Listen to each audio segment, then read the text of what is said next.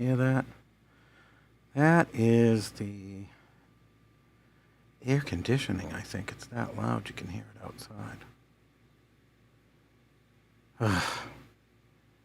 Hold on, everybody. I'm just fixing something. Thanks to the never, ever, ever eternal misery that is Postmates, I'm resorting to these things. Storm Sestavani will be very happy that I'm drinking.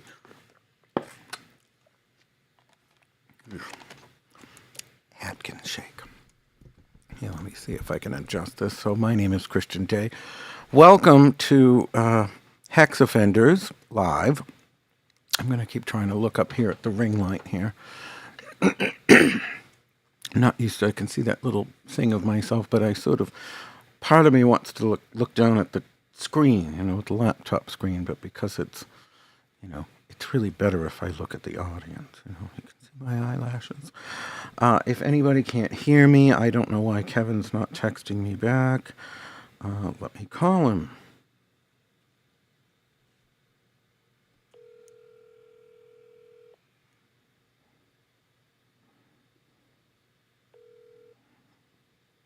Hello. Is it working?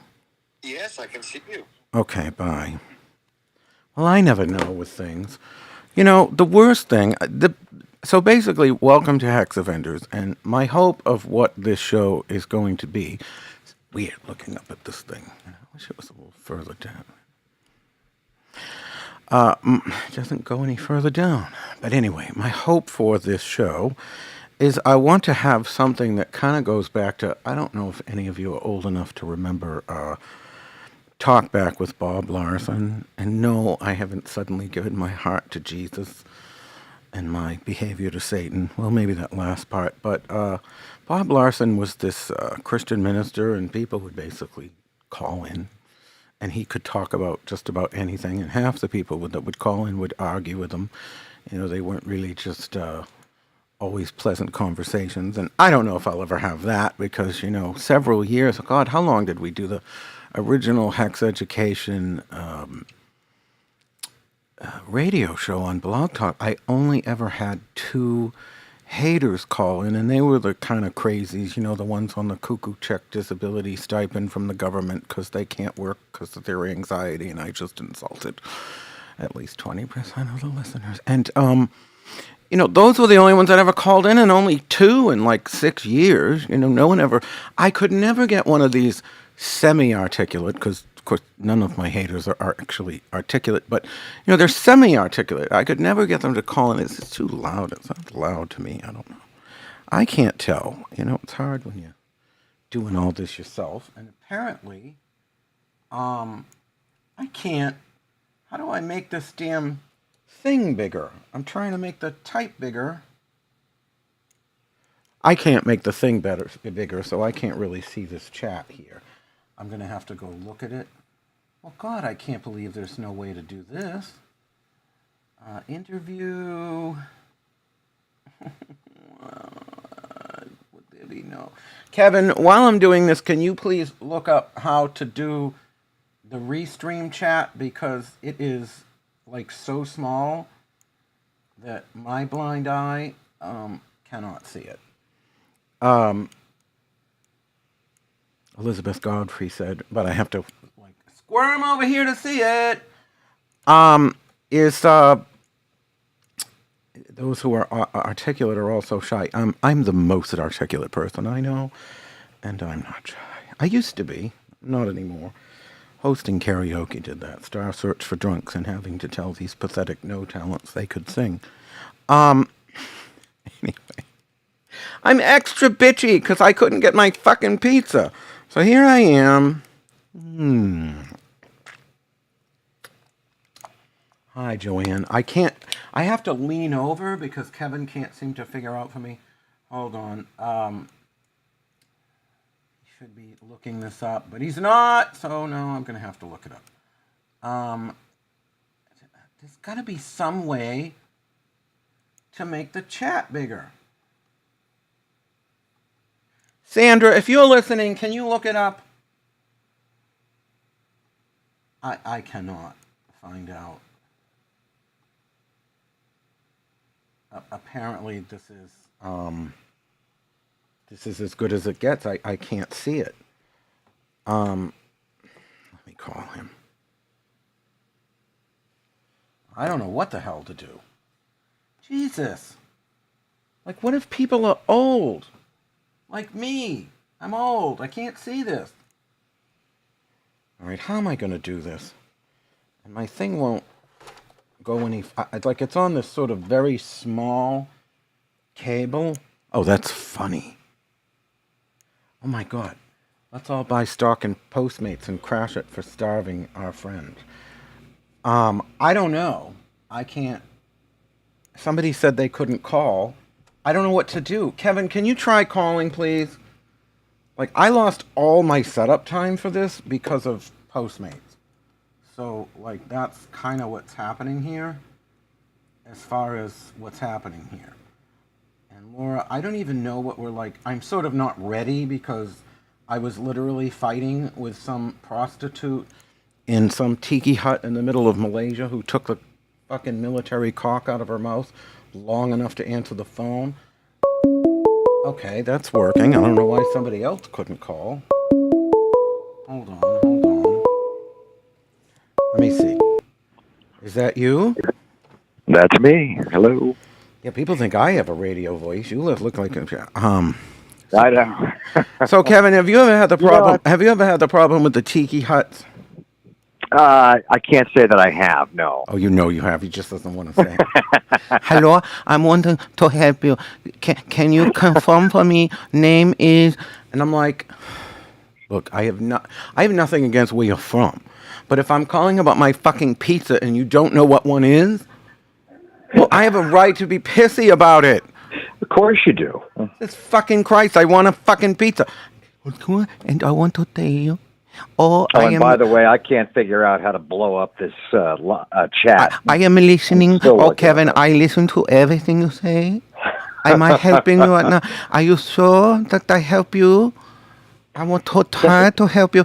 Sounds like some customer service numbers we call. And I want to say that they cancel order. And I'm like, no, they said you canceled the order. Pizza Delicious said no, they cancel order. And I'm like, no, they said you canceled order.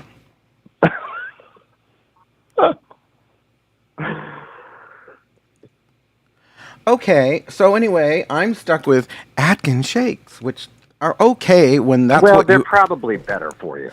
When that's what you fucking want. But when you had your look, they have the best pizza, and it comes with a whole lot of social justice. The woman's on the phone going, you're very misogynistic. I said, that's not really fair. I hate everyone. Equally. Them all. Oh, I hate stupidity. I hate weakness. That gets rid of 80% of the society. So it's been, we might as well stay. No, if you're on, can other people call? Probably not, right? Yeah, well, I think, I don't think there's a call waiting on Google Voice. No, but the other person that tried to call you should be able to. I don't know why.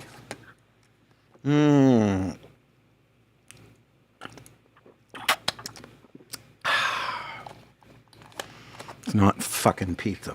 So See, anyway, I can't watch you when I'm talking to you because there's a 30-second delay. Oh, all right. Well, then hang up and I'll just talk. All right. Not like all right. Well, anyway, I don't know why I cannot. Oh, this is interesting. Oh, all you got to do is drag it out to the right, and I can see it. Oh, that's great. Now I can see everybody's comments. So whether you are on Facebook or the YouTube or any of these things, you can also ask questions. But I really encourage people to call in, especially if you're a hater or you're Laura Tempest Saycroft. That was redundant. 504-383-5266. The number to call in is 504-383-5266. I was just talking to somebody the other day. They were like, you get too many haters. I said, well, a lot of it's because, we're at the top of the economic food chain of the occult world. But part of it is because, I don't know, I have this, face that says punch me or something. No matter how mean I get, for the last 7 or 8 years, it's all been about what Christians said what he called somebody, what he said. And of course, 95% of the time, I didn't say it or I didn't do it. You know, like I think somebody on Tumblr a few months ago said I was a serial rapist. I literally crawled out of that Sheila gig that was my mother's vagina 51 years ago, and I haven't seen one up close since. Just saying. You know, haven't seen one since. And so, I'm just saying, I wouldn't be a serial rapist. Oh, hold on. Hi, is this Laura Tempest Zakrov? No, it's not. Should I get off? No, no, no, no. I was just wishful thinking. Can I have your name and where you're from? Yeah, this is Stevie, who's also Tepinson, legally Stephanie. Oh, Teppinson. I'm a little short. Oh, Teppinson. Yeah. I guess I was calling you Teppin, like Tupperware, Teppinson all these years. Okay. You know what? Don't worry about it. I'm going by Stevie. So, anyway, if nobody else had the guts to call in, I guess I would just prime the pump. I dyed my goatee for this. Yeah, and it's an outrage and a atrocity about that pizza. Oh, it's really good pizza too, but it comes with such cunt. Like, I can't explain it. It's just terrible. They're horrible people.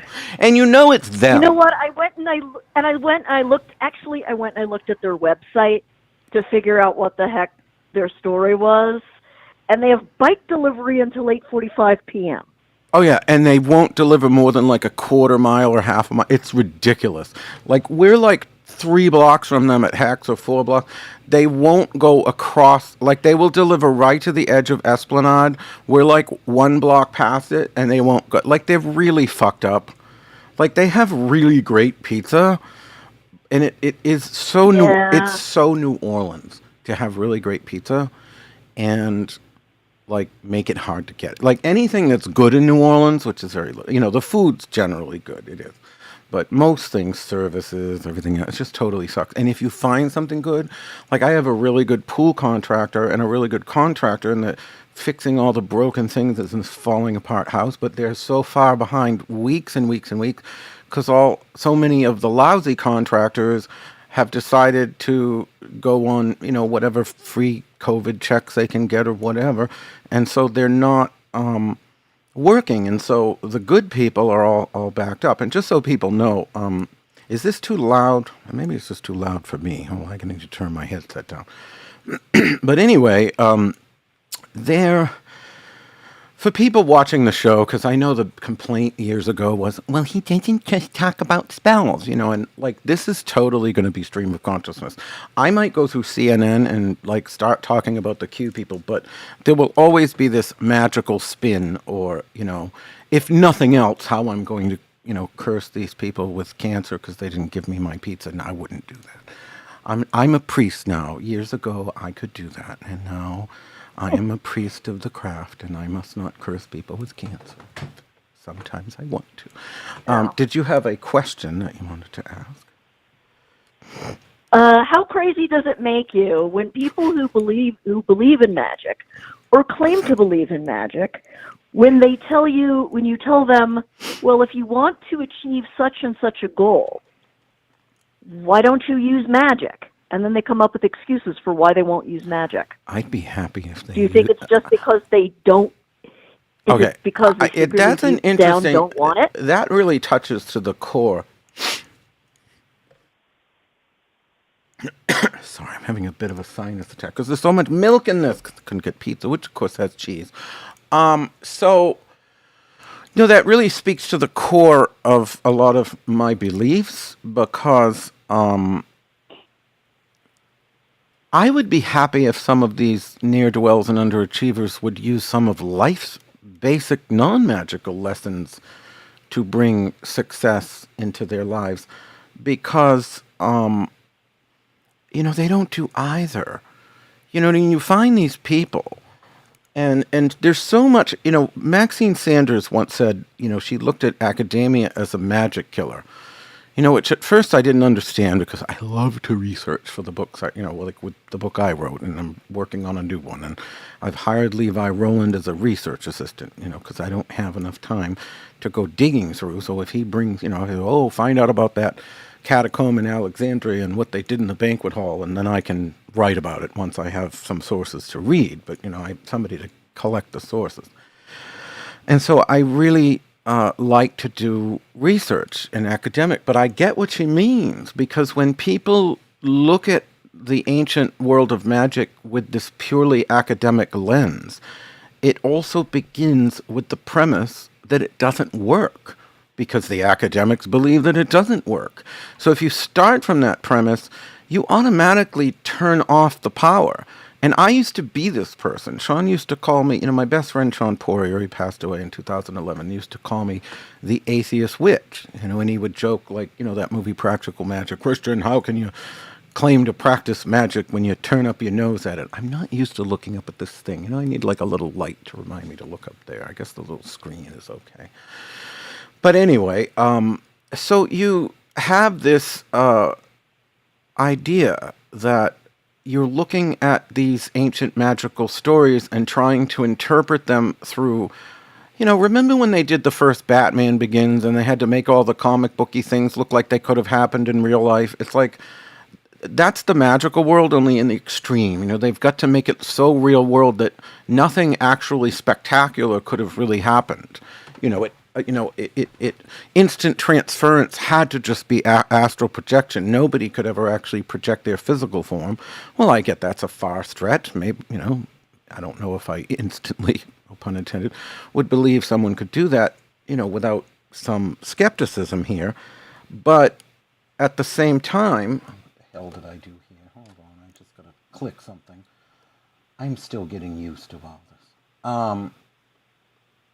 So here's the thing, like, you look at this, you've got to look at this as though your magic is possible. Kevin, chat doesn't seem to come through either. There's not that many people watching. I don't know. It's hard to know with this. It's supposed to aggregate all the Facebooks and everything else. But anyway, and yeah, I think it is, because I see some have YouTube logos and such. But to Pinson, is that how you say it? Call me Stevie. My real name's Stephanie, Yeah, and I hate my name. So oh, okay. Well, I like Stevie. I like Stevie. So anyway, when you're doing magic, you have to believe in it. And I mean know it. I mean, you have to know it's there, and you also have to know, I know it's so trite. Well, if you're going to do a money spell, you got to also, go out into the world and get a job. And that's true, too. You have to put everything into it. I'm a very obsessive person, as I'm sure is such a shock to all of you. And there it is. You know what I mean? Like, I'm a very obsessive person, and I go for everything 1,000%. And that includes my career and magic. But the other thing is, Anton LaVey said it really well. I don't know the exact quote. I'm going to get it right from my Facebook there, because there was a quote in the Satanic Principles. And I'm not a Satanist, mind you, but there were some things that they said. No, but there's a heck of a lot of good stuff in that book. Well, this was the best one, in my opinion. And people ask, I had said this on the Facebook. People often ask the secret to why my magic continues to work in my life. I would have to say that Anton LaVey provided the best answer I could ever give. Acknowledge the power of magic if you have employed it successfully to obtain your desires. If you deny the power of magic after having called upon it with success, you will lose all that you have obtained. And so, I mean, it really sums it up. You can't... I remember one year that, Sean had everybody in the psychic fair practically praying to Pazuzu, because we'd gotten a few little benefits from working with Pazuzu. One of Sean's friends who was a tattoo artist once called him up and said, "You and that fucking Christian, even the demons you work with are celebrities. You can't just have some obscure one nobody knows." Well, hey. And so, but, everybody was... My cousin Becky, when she was alive, she was a psychic fair, bleeding all over the thing at her little table. She'd be pricking her finger with the little lancets. And I remember one of the people was there, and he was from the OTO, and a very occult knowledgeable person, but was, at the time he's young, he doesn't believe like this anymore, but he got real nervous, and he's running around telling the psychic, oh, this is very dangerous, and finally Sean's like, we owe everything to this fucking demon, get the fuck out. And, oh yeah, her daughter, my niece Angel's on the chat, yes she was, oh yeah, she bled all over that thing. No, I'll tell you, when Becky wanted to make something happen magically, she didn't often go that hardcore, but when she wanted to do something, watch the fuck out. So, I don't know, this week's sort of topic, though, and I'm feeling like I'm probably not going to have a full-on topic, and every week, where it's just the same thing, and I do think that... I'm going to have to find a way. Kevin, jot this down if you're listening. This is my assistant, my man Friday here. I want to find out if there's some sort of voice service where there can be like a queue, even if it's through, what the hell is it that we have? We have Vonage, because Vonage you can actually answer the phone through the app and the computer. So if there's a hold queue with Vonage, then people could call and, I could add, they would just be on hold or something like that and be listening to the show. I'm not really sure, though. Joe's, okay, some of these people must be talking to other people on YouTube I can't see. I'm not really sure, though. I'm seeing disjointed conversations. So I'm going to let you go so other people can call in, because I don't think they can, but thank you, Stevie, for calling in. Yeah. And I think that just ended that. Okay, good. So anyhow, let me have a sip of this miserable not pizza.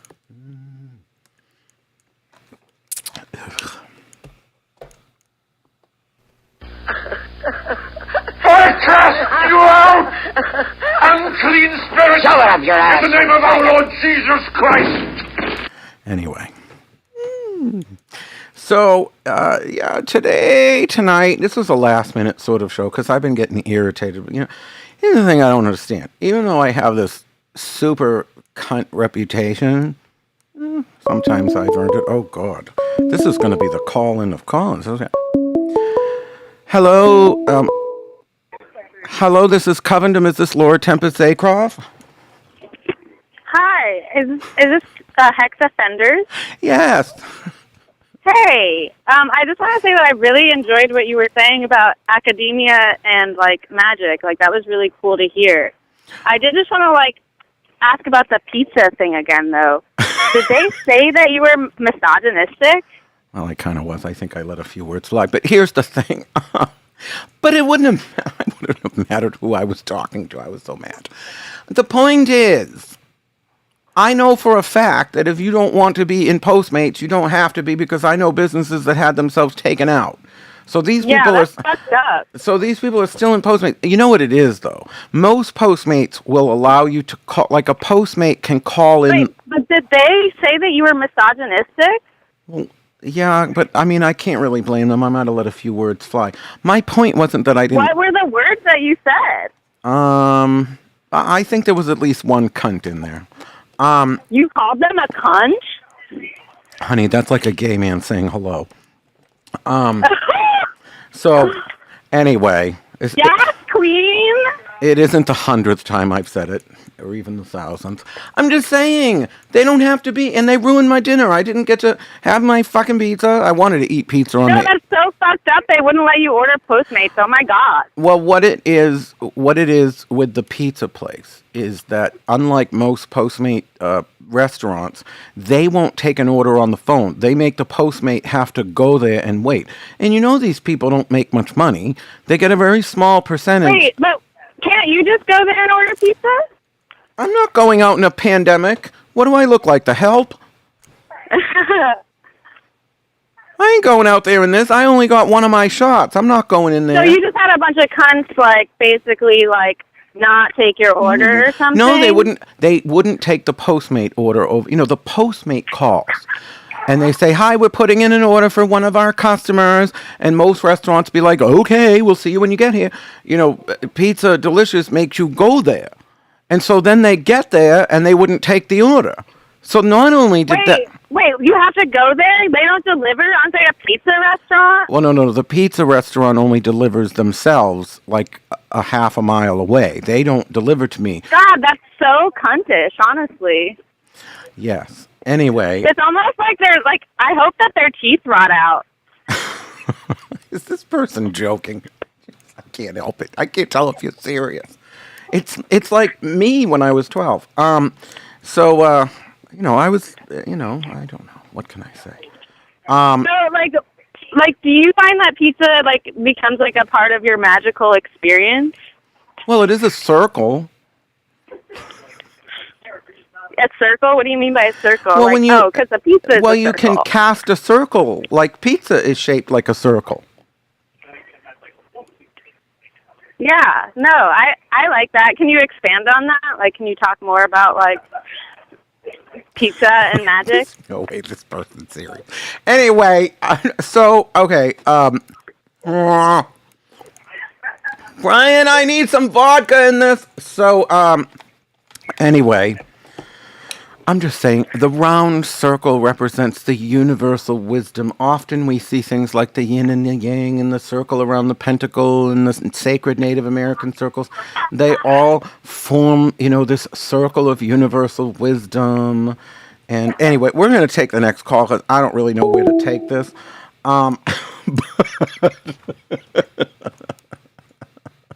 I don't know who I'm talking to.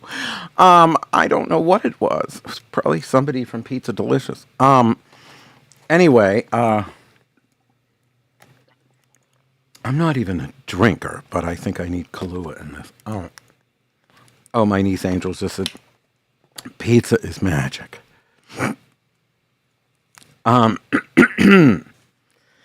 Anyway, Scotty Valentino's. I love pizza because it's a circle cut in triangles and put in a square box. Well, the triangle is like the triangle of manifestation. You just take one slice of pizza and you make the triangle and you put the spirit right where that piece of pepperoni is. And anyway, I don't like that this is so high. I wish this camera was like a little. I'm like looking up at this thing and I just feel weird, like I need. Oh God! Don't be calling back if this is the same person. Hello, this is Hex Education. Is this Laura Tempest Zaycroft? This is your niece. Oh, hi, honey. Hi. So I wanted to chat about what you think of the TikTok witches, because I think it'd be fun. The only thing I really see of TikTok are these fun things that Sandra sends me, but they're cool things. I haven't actually looked at the TikTok witches. I haven't had time to really dig into TikTok, so I don't really know what goes on there. I do know that some of them were hexing the moon. Is that true? They did hex the moon. They did hex the moon, and they hexed the Fae. Wait, they hexed the what? The Fae. Oh, the Fae, like the fairies. Yeah. Why?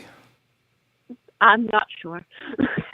Well, I know that Sean, remember, I don't know if you remember, this was years ago. This was in the 2003 or 4 Festival of the Dead. I think it was the 2003, and they did Ms. Firefly's School of Spirit Conjuration. We used to do terrible. I was just saying earlier, and you remember this. You really remember this. Well, because for the last 7 or 8 years, it's all about what Christian said, who he called a cunt, what did he say, and what did he do. And 90% of it I didn't do or say. But years ago, You didn't say it all. It was about what we did. And what we did terrified people. Even the show, like when we did Hex Education years ago, half the community wanted to be on the show and the other half was terrified of it. So, there was that time that I had these 2 strippers from the Golden Slipper, or was it the Glass Slipper in Boston, and they were handing out flyers for me. Christian. And one of them might be on the phone. And they were handing out flyers. And what were you wearing? I'm trying to remember what you wore. An itty bitty little black dress and a teeny tiny cape. Yeah, but it was the shoes that made it, weren't they? Oh, my stripper shoes. But weren't they clear and plastic and like 10 feet tall? Yes, they were acrylic 8-inch shoes. Well, one of the tour guides called me and said, Christian, I really have to talk to you. It appears that you have prostitutes handing out flyers on the streets of Salem. And I said, oh, no, Molly, those aren't hookers. No, those are strippers. You know, hookers would have needles hanging out of their arm. You know, they were so fucking upset that we did that. And those were the kind of things we used to do. You know, we would do things. Sometimes you got to do things. And I think I'm getting back to the days of doing things. You know, because these people are really trying to piss me. You know, here's what I don't want. I don't care if these vipers want to come for me. I can take it. You know, some people worry. They're going, you don't ignore. You should ignore these people, please. I have ignored more than everyone watching this show right now will ever experience in terms of haters in their entire life, because I simply have that many of them. However, there are times when they're bullying people I care about. And so they'll call me a bully, but in reality, I am a bully of bullies. If I see you picking on the innocent, I'm going to make your life hell. And I'm not going to feel anything about it. I'm going to go, you know, have a drink of lovely Slim Fast Shake and just do what it is I do. And, I mean, you know how. I mean, you've known me since you were born. Do I ever seem like the type that just picks on people out of the clear blue sky? No, you never throw the first punch. You know, how about the last one? Oh, you usually finish the fight, yes. They don't come back. Well, some of them do. Or they come back on their knees. Because you fight to win. It's not your fault that you're smarter and meaner. Well, look, the bottom line is, I don't like, you know, when I had one presenter for Hex Fest, a wonderful human being, and this weird woman in Ireland that's written some Celtic books, who's no longer allowed as a tour guide at Newgrange, Laura O'Brien.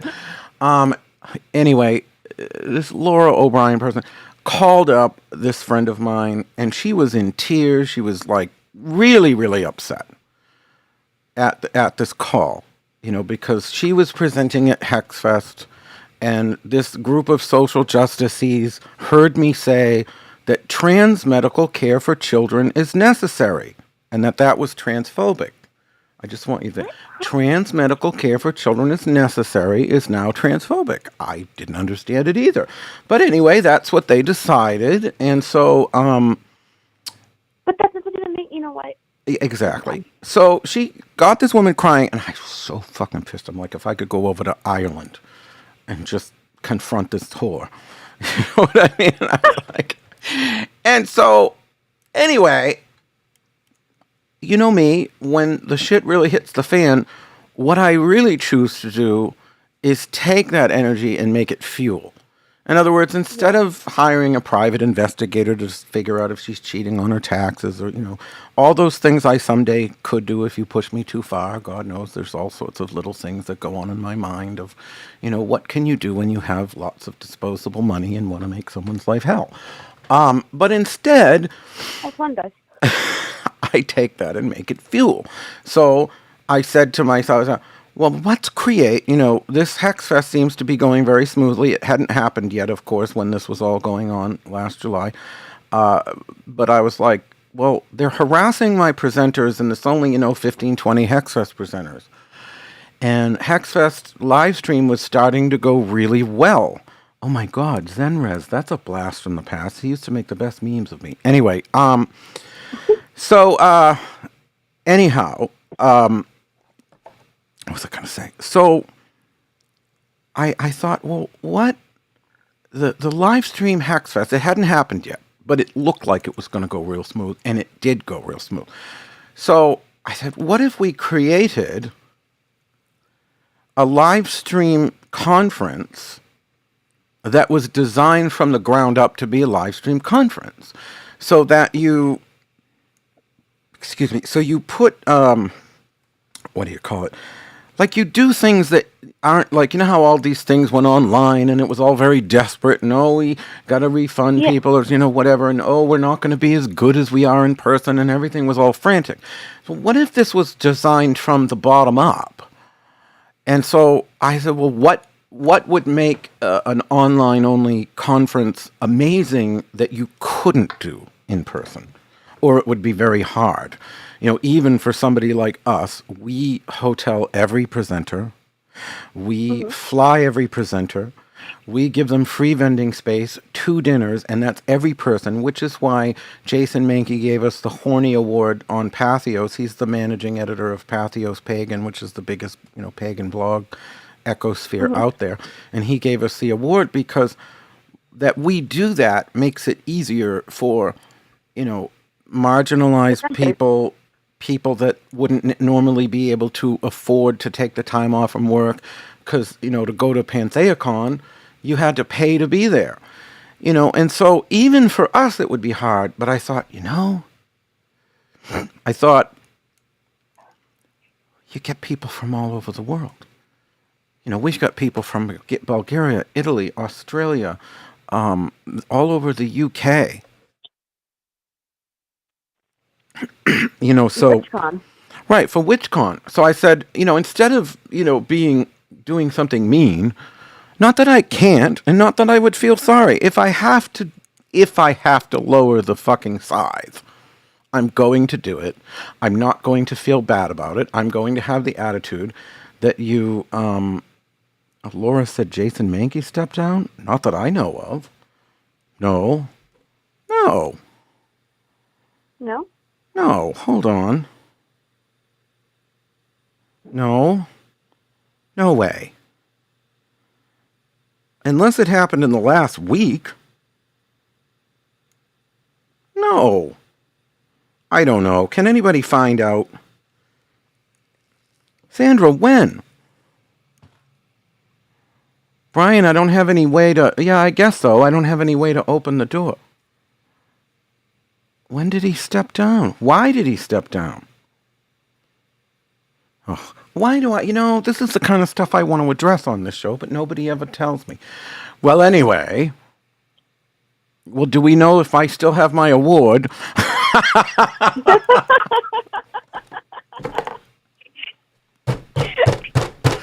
I want my award. No, we I don't know. Well, who's stepping up to do it? Oh, God, why do I know it's going to be one of these whores? Sandra, I want to know who's doing it now. It's probably that River Anodian, which sounds like something you take for diarrhea. The tea-addicted witch who tries to cancel everybody in the middle. I'm uncancelable cunts. Like, it's really that simple. They have tried to cancel me for so long, years, 18 years they've been trying to cancel me, and I'm still here. They tried to cancel you for canceling Miss Trendy. Oh, that's true. Good times and bum times, I've seen them all in my cunts. I'm still here. So, anyway, I don't know. No. Laura Leonard, there's been Christian fundamentalists in charge of that for years. I don't know literally, I'm just finding out about this. So unless somebody tells me, I don't know why he stepped down. But anyway, he gave us this award. And we try to really make this a diverse thing. And so I said to myself, well, how are they going to harass 100 presenters? Because that was my goal. I was going to have 100 presenters. I think we have over them if you count the couples. I think you do too. Right, so we get a lot of presenters, and so most people aren't going to go on a crusade to, be snitty towards 100 presenters unless you're Devin Hunter. Matt Oren, apparently on some little private group, I think I don't want to say anything about Matt Oren. He's got an awesome book. It's the #1 selling Llewellyn book out there, even though we don't carry it. And from what I understand, it's an awesome book, and I know that it is because everything that Laurie Cabot teaches is great, even in someone else's book. So, But they decided that they were sick of seeing WitchCon, so they were going to start unfriending and unfollowing people.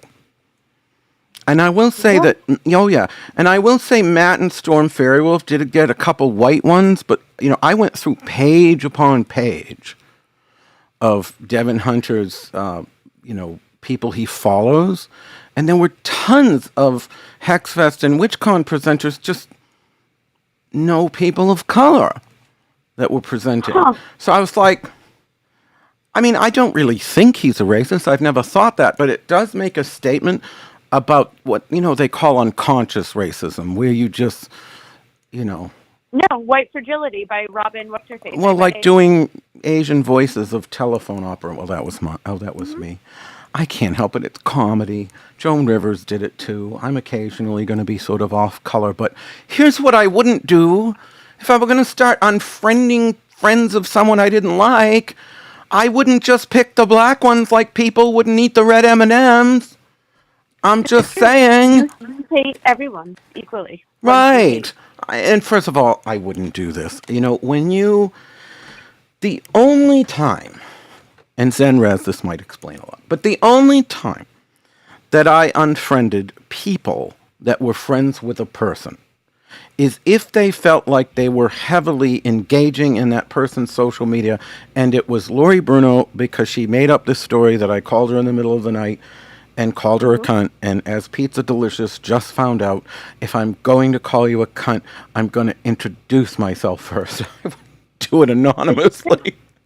Never! People to know who's yelling cunt. I want the credit. If I'm going to call you a cunt, I want you to know it was me.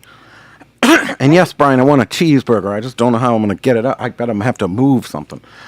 So anyway, if I'm going to call you a cunt, I want you to know it's me. So there were people who were engaged with her, and my lawyer said, well, she's got this restraining order, whether she obtained it, legitimately or not. She has it. And so how is WitchCon posting on my wall? I wonder if that says Brian. Or it's somebody from WitchCon. I don't really know. I just saw a WitchCon logo.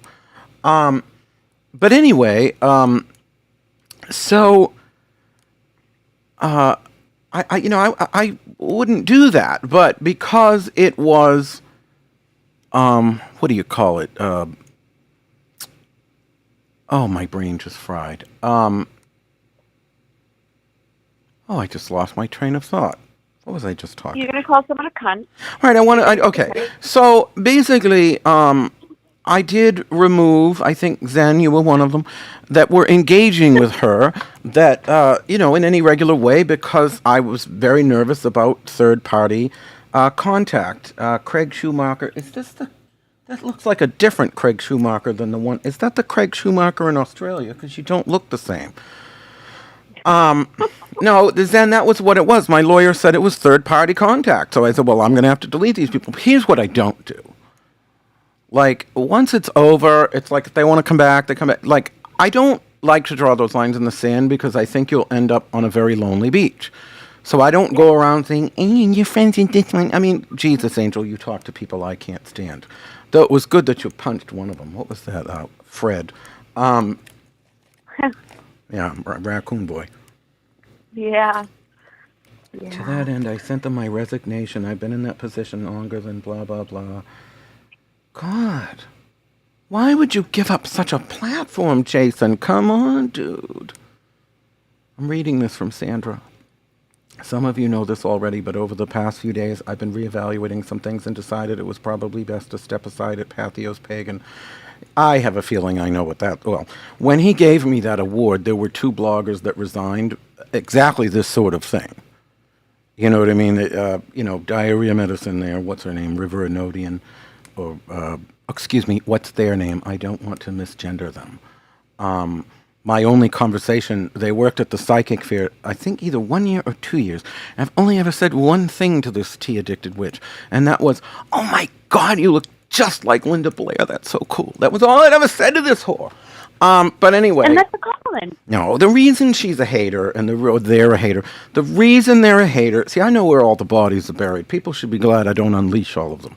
Because there's a lot of bodies I could bury, and there's a lot of people I could make lives hell for were I to unleash those bodies, just saying. But, oh, shit. No, basically... I gotta go. My cat got into the fridge. Okay. Boop. And the number is open, 504-383-5266. Now, no, what's I saying? I hate when I lose my train of thought. This is really a pain in the ass. Getting old sucks. Yeah, I know what it was. Hold on one second. Why isn't that working? Hex Education, is this Laura Tempest Aycroft? No, this is Whitehawk. Oh, hi, Whitehawk. I just always have to assume it might be Laura Tempest Aycroft. Who is this, Brian? This is Christian J. Ah. Yeah, but can you turn off your thing? Because I can hear me in the background. There you go. Well, I just wanted to finish what I was saying, which was basically that Lori Bruno had this student named Jonathan Souza who talked gossip about Lori's son's problems. And so she banished him. And River Anodian / Tea-Addicted Witch / Scarlet Magdalene / Andrea Berman / whatever she's called today is Jonathan Souza's best friend. And so when Darcy Velez of the Temple of Diana made peace, and she and I made peace in 2016, Bruno was so mad that she not only banished Darcy, she forgave, quote unquote, never really forgave him, forgave Jonathan Souza if he would come back and sort of be this foil to me and to Darcy. And along with Jonathan Souza came River Nodian / the Tea-Addicted Witch / Scarlet Magdalene / Andrea Berman. And, you know, so she literally became a hater to suck some old lady's fucking nipple. Don't really care what she says. And, you know, as for, who's the other one that was on that? Misha Magdalene. I tried to send this nice letter because I felt bad for Jason. Like, Misha was putting Jason through all this hell. And I said, well, maybe I'll send Misha a thing because I really don't have anything against trans people. I don't know why they read this thing that I wrote so incorrectly unless they really just wanted to read it incorrectly, because I must have gone over this thing 100 times. I had people with trans children. I had therapists on there, and, you know, some of them might have disagreed with the fabric or nuance of, you know, a fold of what I said, you know, but not, they knew where I was coming from. There wasn't this, I'm no fan of J.K. Rowling by any stretch of the imagination, and suddenly I was this J.K. Rowling supporter. So I messaged Misha thinking, oh, you know, maybe I can make Jason's life easier, have a conversation. There's so much you can accomplish with the conversation. And so Misha, you know, bringing up all these old things that, one of which I'd apologize for, but even that had a nuanced sort of background because I was falsely accused of something I didn't do and then cursed to die. And so I made a really nasty comment that I shouldn't have made and apologized for because I was cursed to die. And fat shamed, you know, because that's what the social justice warriors do. They attack you for fat shaming until they need to fat shame you. And so, you know, basically, so she, Misha, not she, they, then posts this blog, you know, and of course, Putzak in New Hampshire had to friggin' share it because he's a secret hater. We can't really go too at each other because it would upset certain people that we don't want to upset, and so I'm not even going to go too into that person. However, he did share it, and it was this blog from Misha basically accusing me of seeking trans allyship and approval, and I'm like, fuck you, cunt. I'm not seeking anything. I'm just trying to make my friend's life a little easier. And obviously it hasn't gotten easier because within like 2 weeks of putting out that blog, he steps down from Pathos. And I can't help but wonder if it has to do with that kind of bullying. And I'm really getting sick and fucking tired of it. Like, I need people to here is something I really need you to understand out there in the world. I would rather be thought of as 1,000 Stalins than have you think that you can go after the innocent, hurt the people that I care about, or try to undermine anything I'm trying to do in any way. And I'm okay if you hate me, so long as I win. Just know that. And it's always fucking been that way, and I'm still here. I haven't lost yet. I mean, Jesus, if what's-her-face there with her, you know, oh, you called me a cunt. She knows I didn't. First of all, she didn't report, you know, claimed I was calling her a cunt in the middle of the night for 4 years, but only went to the police about it in the last month of the last 4. I mean, give me a break. The whole thing was a fraud. Anybody that got to sit in court either the first time or the second time knows it. And the second time, I brought so many witnesses, and she went out of there with her head in her hands, hasn't come for me since, isn't going to. Literally not with everybody I brought into that courtroom and all those fucking witnesses. So, anyway, my point is, if she didn't win, what makes any of you think you're going to? You can badmouth me all you want. I don't really give a shit. 95% of the money that I make in life comes from muggles getting psychic readings. We did Hexfest because we wanted to give back. My husband and I sat there, and Sandra was a witness to these conversations. We said, what are we willing to lose to give something back to the community? And the number was $20,000. As long as we didn't lose more than $20,000 a year, we were going to keep doing Hexfest. The first couple of years, we did lose money, but it didn't matter. We had a great party at the house, and we had this, it was really incredible. And then Scotty wrote, if he called me a cunt in the middle of the night, I'd be such a happy guy. So here's the thing. Like, my money comes from muggles. Like, my interaction with the pagan magical communities really rely on basically Hexfest, WitchCon. If I bring people on this show, like when I used to have Hex Education, Whitehawk, you were one of the callers, and people, that's how I would interact with the pagan community and the magical community, but they didn't add to or subtract from my financial bottom line. They never have. They never will. They can't cancel me. There's nothing they can do. I mean, when they started that whole Christian is a transfer fraud campaign some months back, there were waitresses at the cafe across from Hex in Salem that were going to do giant boycotts, and nothing ever came of it. What are you going to fucking do? Here I am. Did you ever take your best think shot? That when all of this crap started, as of recent, that these were going to be the future QAnon, which is... Here's what I don't understand. Can we talk of, like, okay, I'm going to take a side trip. Brian, where's cheeseburger? I was there, and those conversations happened. Hexfest was a mission to bring the best of the magical communities together, period. Well, it is. Sandra was there for the first Festival of the Dead when we talked about what would we want to go to. Sean's looking through the Haunted Happenings magazine, and this was 2002, and it was nothing but corn husks and dog shows was the words he used. And we brought Halloween in Salem back. We did, Sean and I. Yeah. Single-handedly. Well, no, really. Sandra was there. Bob Murch was there. Other people. It wasn't just. But together, we created a movement and a moment, and we're still doing it. We're doing it with Warlock Press. And so we are... we're not going anywhere. So I don't know why these people need to throw shade, whether it's that Laura Tempest Acroft or Dingbat Hunter or Matt Oren. I like him he's the only one I sort of like. And again, his book is great. Everything Laurie Cabot teaches is. But like, so as far as the QAnon, I didn't know what that was until, like, I don't know, a friend of mine was sort of dabbling in some corners of it.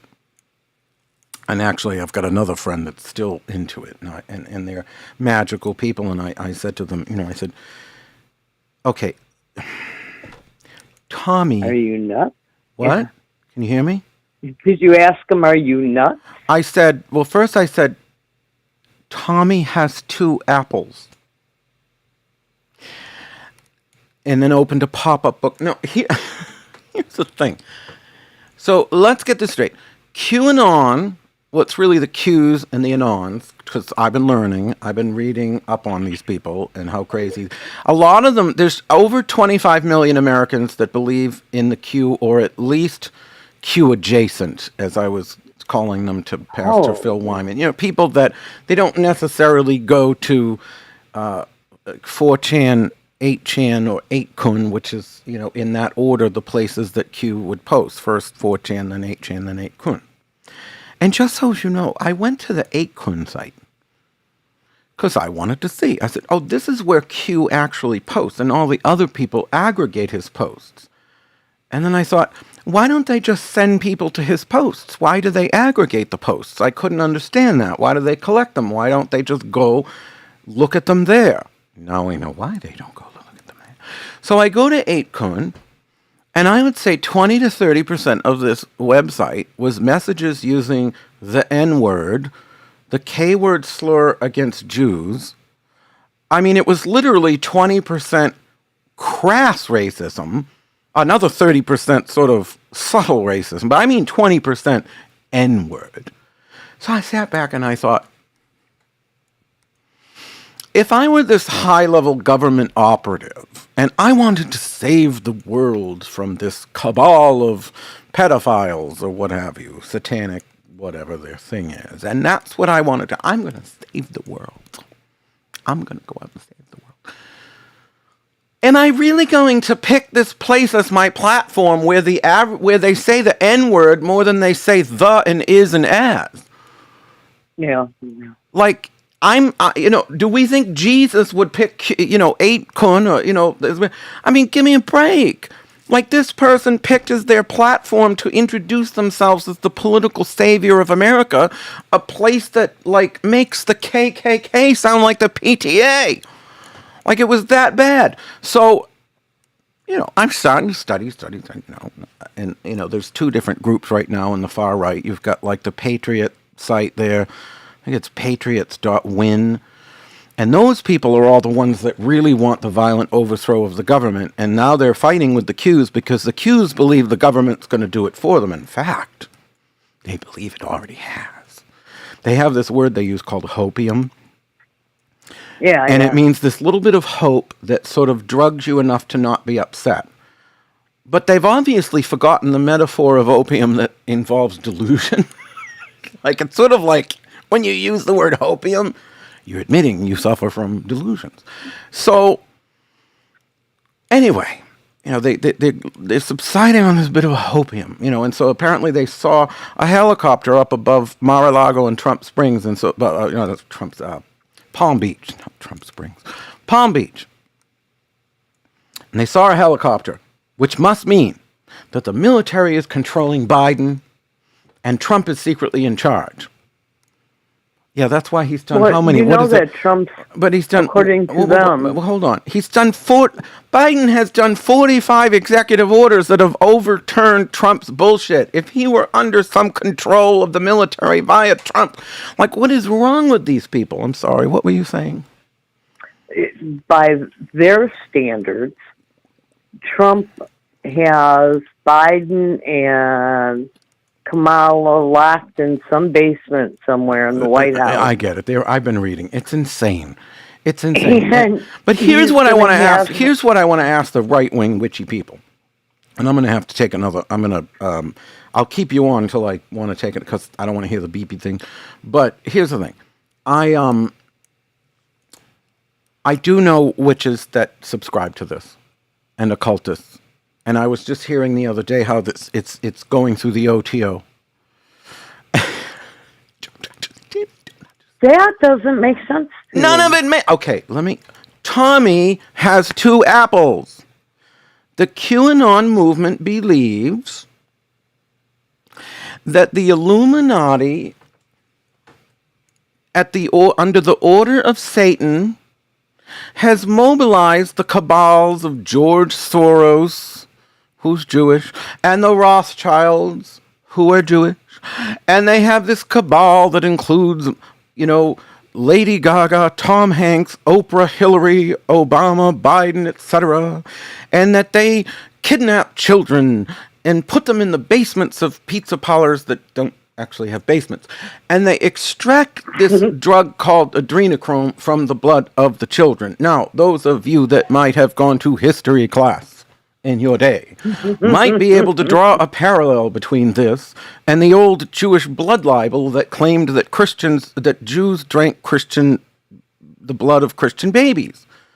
This is the old blood libel that they would cause these pogroms and attack many Jewish people who were innocent under these blood libel accusations, which the adrenochrome sounds exactly like, and you've even got Rothschilds and you've got, George Soros.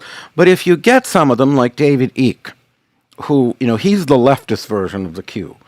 He believes that the Jewish people are actually an alien lizard race. And Alice Walker actually pushed this to the New York Times. It was horrifying.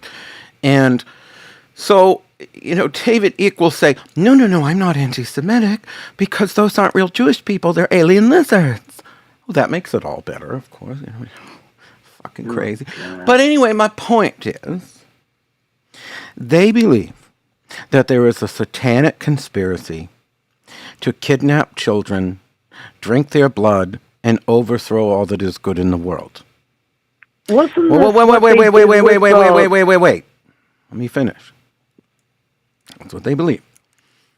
Now, if you are an occultist, like a certain jewelry maker I know who makes many items with Templar symbols in them and various Illuminati and occult symbols, were these QAnon people ever to come into real power politically? Do you, the occultist who believes in QAnon, think they are going to lump you in with the good Christian patriots? Or do you think they're going to think of you as the occult Illuminati, satanic, Lady Gaga, drinking blood of children? I would venture to say that if I were an occultist and these QAnon conspiracy people actually achieved political power, that I would probably be shuffled off with the rest of the things they deem occult and satanic. I really don't think they will look at Christian Day, the world's most famous, most notorious Warlock, and think I'm part of the good Christian patriots trying to bring Trump back so Jesus can return to the world. I don't know how any fucking occultist, magical person, witch, or anything that isn't a fucking far-right Christian could believe in this. And frankly, I don't even know how the far-right Christians can. My friend Pastor Phil is a right-winger. He's having me on a podcast not too long from now. And, he says he's right of right and left of left. There's a difference. But his politics are very conservative, and some of mine are as well. And, frankly, my greatest fear of Trump wasn't from my left-wing positions, which I have many of, but rather my right-wing positions. I feel that he is a threat to national security. I feel like he kept proving that. I said this in 2016. I said he's a threat to national security. And with this, here's the thing that was the worst about the Capitol building that you don't hear people talking about, because it's not something liberals will talk about. But this is what he did. By delaying those National Guard for 4 fucking hours and allowing these people into the Capitol building, he sent a message to every despot around the world. Every terrorist, every freak. We don't need to hijack a plane anymore. We can just walk through the front door. Yep. Like, what the fuck?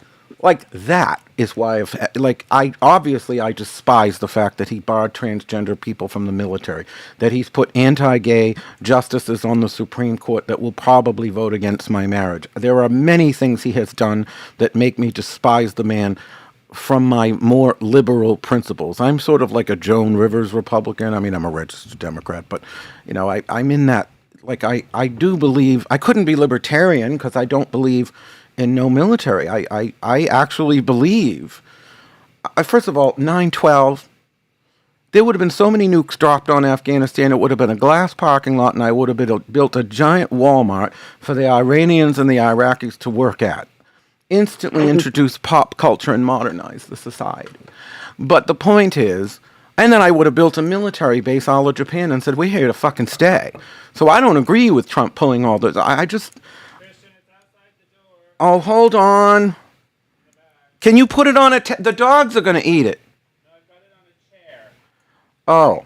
Outside the door. Anywho, can you put something over it so bugs don't get on it? Oh. I hate bugs. I'm terrified of flies. So anyway, my point is, and I have very nuanced opinions, which is why people got freaked out when I had a conversation about transgender, because it was like one thing that I said that just didn't go with the whole bullet list of what you're supposed to say, and they flipped out over the one thing, and I'm like, fuck you, do not tell me I can't have a different opinion from I don't go to Huffington Post and Breitbart to look up laundry lists of political opinions so I can parrot them back to you all like some good little doobie. I don't give a fuck what any of you think of my politics. I give a fuck that I've actually done the right thing, that I've sought out every issue I believe something about, and that I've done my best to look at that issue from all angles and take a position. Not, is White Hawk or Vicky or, Dominique, or I'm just reading names that are around. Do they approve of my positions? Am I okay? Oh my God, I don't give a fuck. If I have a position about something, it's because I sat there and thought about it. And Dominique referenced the spy flies. I mean, gee, that was when the Catholic protesters were at Hex Fest. The ones that Michael M. Hughes, is that his name? He wrote the book on activism, and he's the one that started the binding of the Trump thing. And he put this thing out there basically saying that it was over the top for me to say in a newspaper that the Catholic protesters putting letters that people were going to go to hell under the doors where they're sleeping. I called that a terrorizing act, because it was. Because I had a mother. Well, I think it is. Well, I had a mother and a daughter from Australia in fucking tears because they got this letter under the door where they were about to sleep. This is what dingbat Michael Hughes didn't think about. This is where these people are about to sleep. Honey, Tommy had two apples. Here's the pop-up book, you stupid fuck. Like, this is where these people are about to sleep. Not for nothing, I'm a pretty ballsy motherfucker. However, if I were over in Egypt when I was a year ago, and I got a letter under the door, and it said you're going to burn in the seven hells or, some sort of Islamic thing, I'd be a little afraid. I'd be like, Brian, maybe we should get a plane home. I don't want to die. I thought it was terrorizing because it's so convenient to just take pot shots at me. Oh, that's so over the top. And then all these other people got on there, and he's liking all the comments saying that my guests deserved this. You miserable motherfucker. Like, my guests deserved this. What the hell here? Like, nobody deserves to be terrorized when they're trying to gather in some sort of magical and spiritual way. I might come across as a real cunt because, you know what? I'm at 33 years of this. You do this for 33 years where these people are coming at you with all sides with their bullshit and tell me you won't get a little sick of it. Because I'm just done. Like, and, as far as, I guess Devin and Matt decided they were going to start unfriending people presenting at WitchCon because I'm toxic. You know what? When you fuck with people I care about, I'm not toxic, honey. I'm nuclear. There's a difference. Toxic is just sort of a little poisonous. Nuclear just lays waste to the entire ground. And you know something? I'm kind of proud of that. So you should be aware when you take the shot that I'm not going to feel bad about however I completely scorch the earth of your universe. So just don't fucking go there. Is it that hard? See, that's my attitude also. I think that's where we get along, is that you and I both say, you hurt me, I'll fry you. You hurt my friends or my family, I'm eating you for dinner with Not mustard. for anything. 3 of the 5 people that actively joined forces with that stalker we had, I won't name, for a few years. Because, his life has literally been reduced to Groundhog Day. Every 10 months or so, I'll peek in to see what he's doing, and he'll literally go for weeks and weeks and weeks, posting the same links to the same links to geodesic home plans to geodesic homes he'll never be able to afford on his cuckoo disability check. So, his life is Groundhog Day. 3 of the 5 people died, violently. Celeste Hellstab's sewer exploded into her house, and she died to the smell of her own shit.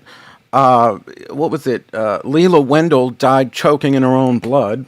I didn't do anything to them, but spirits like me. Not my fault. Tough shit.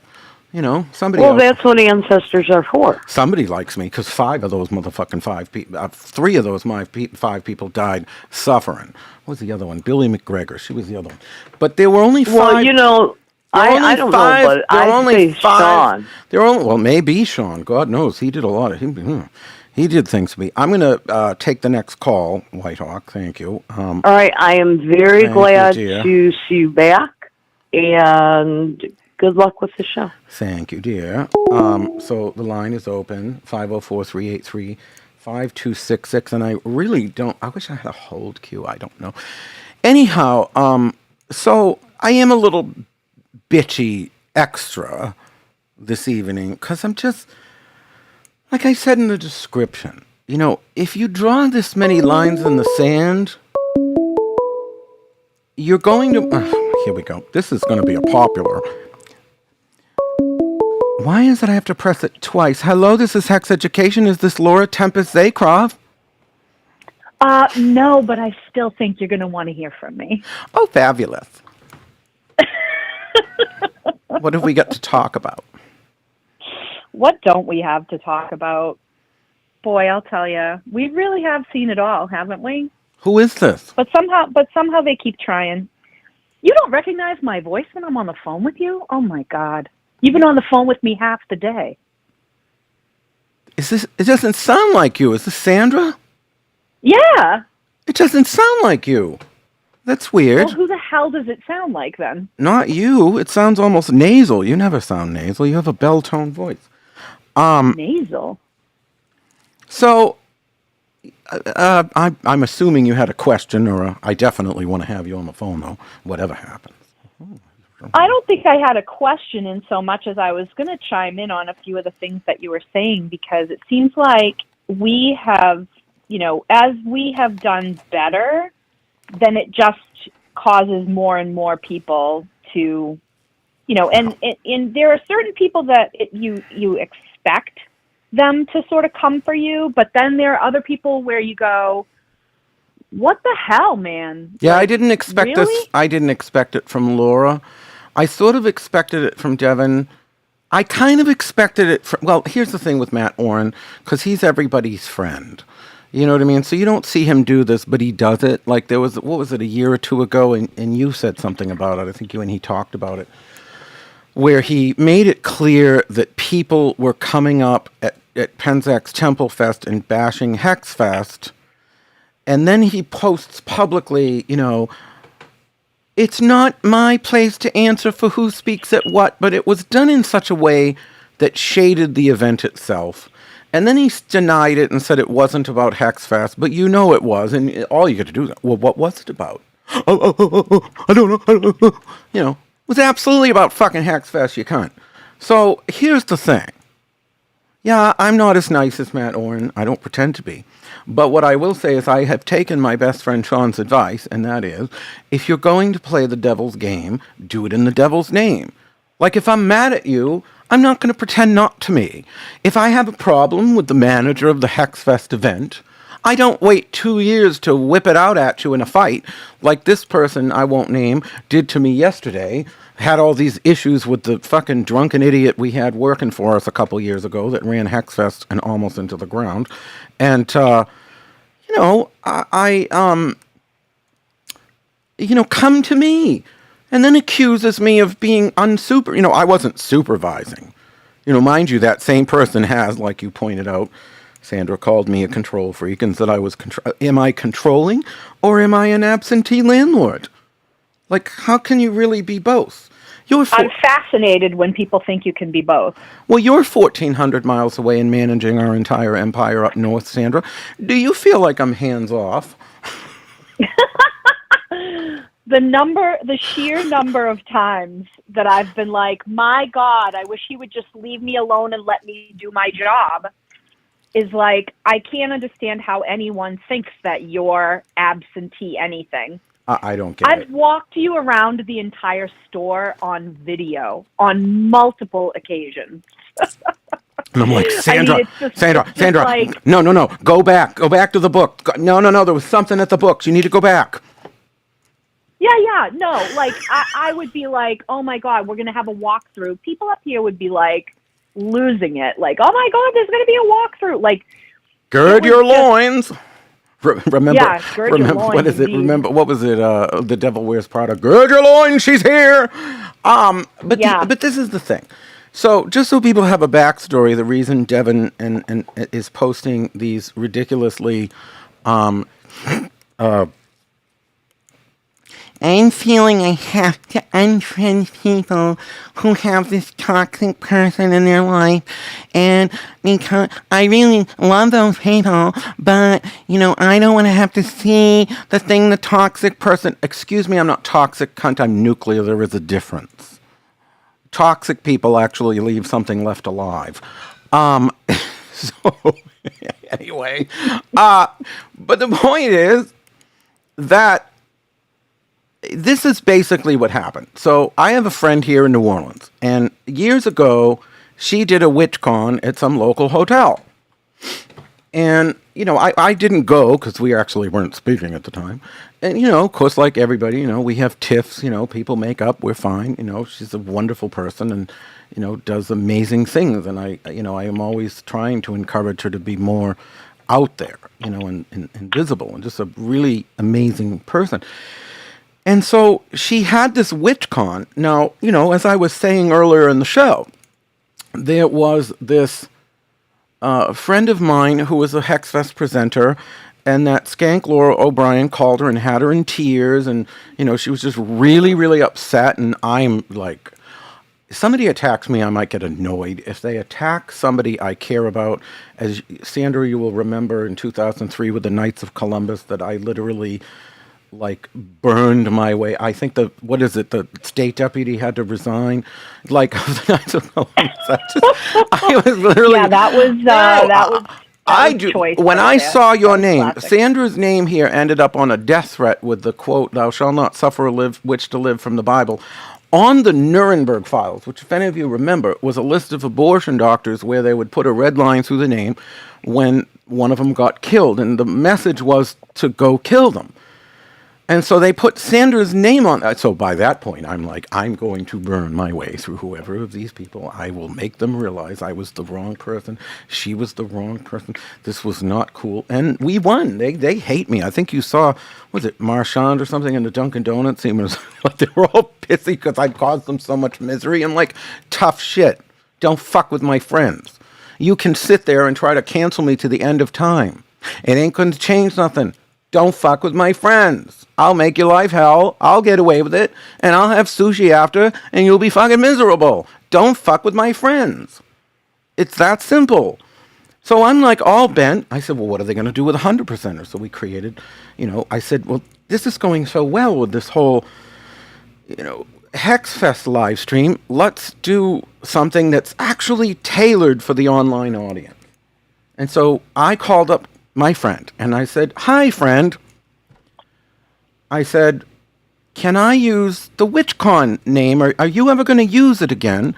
Because I noticed the domain, it was either $2,700 or $3,700 or something, and I knew none of these other whores were going to buy it. So I said, well, okay, this is for sale, and I just think that would be a great name. I mean, it might alienate the African traditional religion people, but apparently it didn't, because I got plenty of those. So, I didn't know. I said, I just think this sounds like a good name. Are you going to use it again? So she says, no. I said, do you mind if I use it? She said, no. She made the point of saying, well, Devin Hunter called in January, and he thought of using it with Laura Tempest Zaycroft. I said, well, I like Laura enough, but I don't know her, and Devin has me blocked because, he claims I bullied him. I didn't bully him. What happened was he, T-Thorn Coyle, Storm Fairy Wolf, and a few other people had taken this one friend of mine, decided she was an abuser, and then put this public statement out that said, we have independently verified she's an abuser. You can trust us. Basically shun this person, but with no details. And using her, what do they say in the trans world? Dead name. They dead named her. They used her they used her mundane name. If you did that to a trans person, you'd be lit on fire. And justifiably so. You shouldn't you should call people what they want to be called, regardless whether it's because they've transitioned or they just want to fucking change their name. Have some respect for what people want to call. So, or be called. So, they put this statement out, and then people were like, well, what'd she do? And they're like, how dare you shame the victim into reliving their trauma? And I'm like, give me a fucking break. This is America. I was on the phone with them. I said, this is America. You have the right to know who your accuser is. You have the right to know what they're accusing you of. How dare you? It's like that movie, The Star Chamber from the 80s, where they all decide in the basement. And we're all, like, who the fuck is T. Cunt Soil? Like in Devin Hunter and in Storm Fuckery, or any of these other people, to be the voice of the entire community, that we're supposed to just listen to them? That, oh, so-and-so's an abuser? Fuck off. So I felt bad for this person. I invited her to Hex Fest. Our audience, as you remember, loved her. I just asked her to come back for 2022. Wonderful presenter, absolutely wonderful. And she opened a store. I just asked her the other day, I said, honey, is your store still open? Oh, it's doing great. I said, oh, Devon's closed. And it's funny because somebody just sent me the Google reviews for Mystic Dream when it was open, and it was 3.5 stars or whatever it is. Ours has 5. And don't even think of going there, because literally I'll find every business of any family you've ever known and fucking 1-star the shit out of it. That's never a battle to get into with me, not when I have a fully paid staff. So, just a side note. And anyway, so I said to him, what is going on? Well, she badmouthed me and she betrayed me. I said, wait. This sounds like a personal conflict you had with her. You were willing to change the nature of how we solve, what's the word I'm using for, conflict in the, how we resolve conflict. You were willing to change how we resolve conflict in the magical community because somebody talked behind your back. And you want to set up this fucking star chamber because of this? I will bring down the entire power of my empire upon your head. Yeah, was that bullying? I don't know. Considering what he was doing to her, I don't fucking think so. He was trying to destroy her entire life. And I stopped you, Devin, didn't I? Her store's still open, cunt. Yours is closed. Ha ha. Fucking bitch. So, anyway, when Carol said she didn't care if I used the WitchCon name. So, well, okay. Well, Devin wanted it in just January, but they haven't done anything with it. I said, well, now it's August. If they were going to do something, don't you think they would have announced it by now? So I said, well, Devin's got me blocked. Storm has me blocked. Chaz has me blocked. Penzak has me blocked. This one has me blocked. That one has me blocked. Okay, tell me, Sandra, why should I care whether they were planning to use some domain name when they're not even in my social life in any capacity? I mean, you're Miss Ethics. Am I violating some ethic here? Nope. First to market. Well, and some people wouldn't have even called my friend because, she didn't have it trademarked or anything. But I felt I owed it to her because she had used it. Why would I owe them? And yes, I get I was on Laura's friends list. And so maybe I suppose I could have asked her, but she was doing it with Devin. Why would I? I didn't owe her. I was fucking first to market, skank. So anyway, then Chaz, Devin, and Storm together in a Facebook group descend upon my friend viciously and cruelly to the point where they had her so upset she's reaching out to me, all bent out of shape, and we managed to calm things down, but I don't blame her for being upset. I would have fucking tore their head off the way they treated her. And that's when I unfriended Laura. I'm like, I thought this woman was nice and kind of peaceful and calm, unlike me. I thought she was a little saner. But if this is what she fucking embraces, fuck her. I deleted her. So now she posts this thing, I wish I could do a seminar in how people could not fuck people over when they're doing events. And it's like, really, bitch? Because I wish I could do a seminar in how to be an entertainer as opposed to a performer. Because, yes, you certainly had some moves when you were at Hexfest that year, and Hillary couldn't make it, and so you were the belly dancer. But I know Hillary Clinton. I know Hillary Cornelio Litt. Hillary Cornelia Litt is a friend of mine, and you, Laura, are no Hillary Cornelia Litt. Does anybody know that reference? And you, sir, are no Rubens. No. And you, sir, are no Jack Kennedy. I knew Jack Remember with Dan Quayle and, what was it? Oh, God, what was his name? He's dead now. Oh, God, who was the guy? Dan Quayle, and then it was something with a Z and a T and a Z and a... Storm Sestavani. What was the guy's name? Lloyd Benson. And Potato Man that couldn't spell it. Whatever his name is. He couldn't spell potato. Dan Quayle. Comparing himself to Kennedy. And Benson's like, Oh, my God. I knew Jack Kennedy. Jack Kennedy was a friend of mine. You, sir, are no Jack Kennedy. I actually watched that live. No Jack Kennedy. You ain't no fucking Hillary. Hillary's prettier than you. Hillary dances better than you. And Hillary entertains better than you. And I might not have gone out of my way to say that because much as I love to be honest with people, I don't see the reason of hurting people's feelings with the bitter truth. Yeah, sure, you look great in that dress. But the point is, now that you suck... Jesus. I don't mind. No, fuck her. Like, the bottom line is, he's like, okay, Matt, you got the greatest book, the most successful book in Llewellyn. You're living on fucking Devin Hunter's couch. The fuck, man. I had the best-selling new book Weiser had out when it came out, and guess what? It represented less than 1% of our annual revenue because occult books, generally speaking, even if you get one like Miss Sandra here has with Random House, which is the largest publisher in the world, and even though the woman will not tell me what her advance was, I'm willing to bet it was anywhere from 20 to 40. That's just my guess. My point is, that ain't going to pay your bills forever. Like you can have why you keep writing them. Well, I get it, but you have to write an awful lot of them to make hard coin.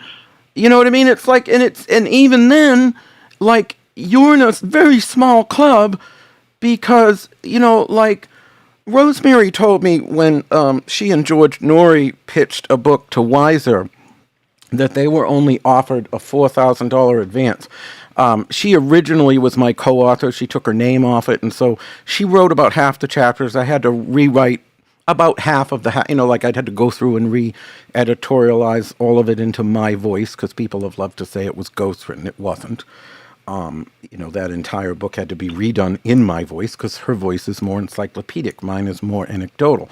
So, they apparently think I can't write. Scotty Valentino says, if you live on a couch, 40,000 goes a long way. Excuse me. Llewellyn doesn't give 40,000. She's with Random House. There's like, that's like comparing, I don't know, a Snickers bar and a Charleston Chew. I'm just, one is made in Roxbury or wherever the fuck. Do you ever go down the Charleston Chew factory? It's like, just saying.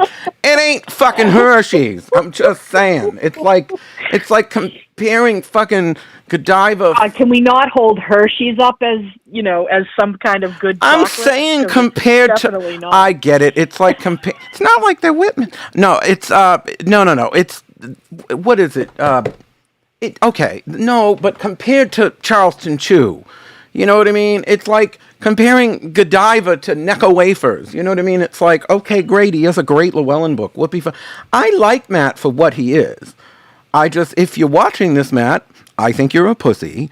I think you take all your marching orders from people like Penzak and Hunter and this and that, and you have no real self-esteem of your own, and that's what I think. And it's not like I'm trying to be mean. That's honestly what I think. And if I liked you enough to sort of spare your feelings, then I wouldn't say it. But I don't like you enough to spare your feelings. I don't care what anybody else thinks of what I think of you. Like I said, I could lose the entire pagan community. And I think, Sandra, what did we do one Saturday in October? There was at Omen 448 readings. How many of those people do you think were, and that's just at Omen alone, how many people do you think of those people were pagan, important people, or shakers and movers, or opinionators, or whatever of the pagan world? I think probably very little of them have even dipped more than a toe in the pagan world. Okay, so $40 times 448, 3/4 of them booked on QR codes before they ever came into the door, and that was one day. Get out your calculator, bitches. I'm just saying, I don't care because I don't have to care. And not for nothing, as acerbic as I am, even if I had to care, I probably still wouldn't care. Because I have actually lost opportunities by not caring, but I still don't care. Like, I'm going to say what I think. And I think that like, if, here's what it is. Like, you could make the argument, well, maybe Devin just wants to remove these people so he doesn't have to see the post. That isn't what it is. If that were the case, he would have done it 6 months ago. It's called unfollow or snooze for 30 days. You don't make a big show of unfriending everybody. If you don't want to, like, if I got somebody on my list that's like on and on about something I don't want to hear about, I snooze them for 30 days. I don't make a big show of unfriending them. Well, here's the that is definitely, that's done to get people to choose. Well, and right. In other words, going to try to make me choose is going to lose. In other words, he'll say it isn't. Oh no, I'm just deleting them. He's full of shit. He's hoping people will notice, because they did. I had 2 different people, both people of color, tell me they were unfollowed by him. One was unfriended on Facebook. The other was unfollowed on the other things, but not Facebook. Both were people of color. So, of course, I went through pages of Devin's who he follows. Not one white person was, it was all white people that were still presenters at Hex. And you know how sometimes it's like the big, I think one of those 2 people is a big name. The other one's on his way to being a big name. But I noticed, like, they'll never unfriend Dorothy Morrison, or they'll never unfriend, like Silver Ravenwolf or one of these, they'll never unfriend these people. They'll unfriend the person they think they can hurt. And so when that person notices that they've been unfollowed or unfriended, they reach out and go, how come you unfriended? Oh, because you're part of that event. He's hoping that in the last month of the event, he can get some people to pull out. And I already lost one person a few days ago, and I didn't know why. She swears it's because of personal reasons. I don't know, but I find it very odd that it happened right about this time, and she does have quite a few of these haters that hang out on her wall. And so, whatever. But here's the other thing, cunts. When I have 100 presenters, I could lose 10 of them, and the audience won't care. I planned it that way. You'd have to get 50 of them to leave. And like there isn't always somebody to step up to the plate. Good luck. Well, this just proves my point. The Neon Cicada said, is Charleston Chew a candy bar?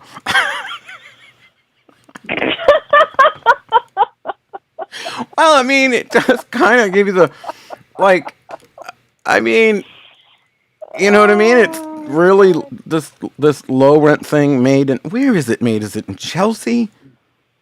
I thought it was Revere. Isn't the Necco plant over in Revere? I don't, you know what? Because I got nothing better to do. I'm going to look up Charleston. Is it made at Necco? Because if it's Necco, that's right over by Leanne. Hold on. I don't remember. Charleston Chew Factory, the Charleston Chew. Where is the Charleston? Are you about to say Everett? Is there anything worse? Remember that? What was that place we used to all? You had a karaoke show there, and we all went.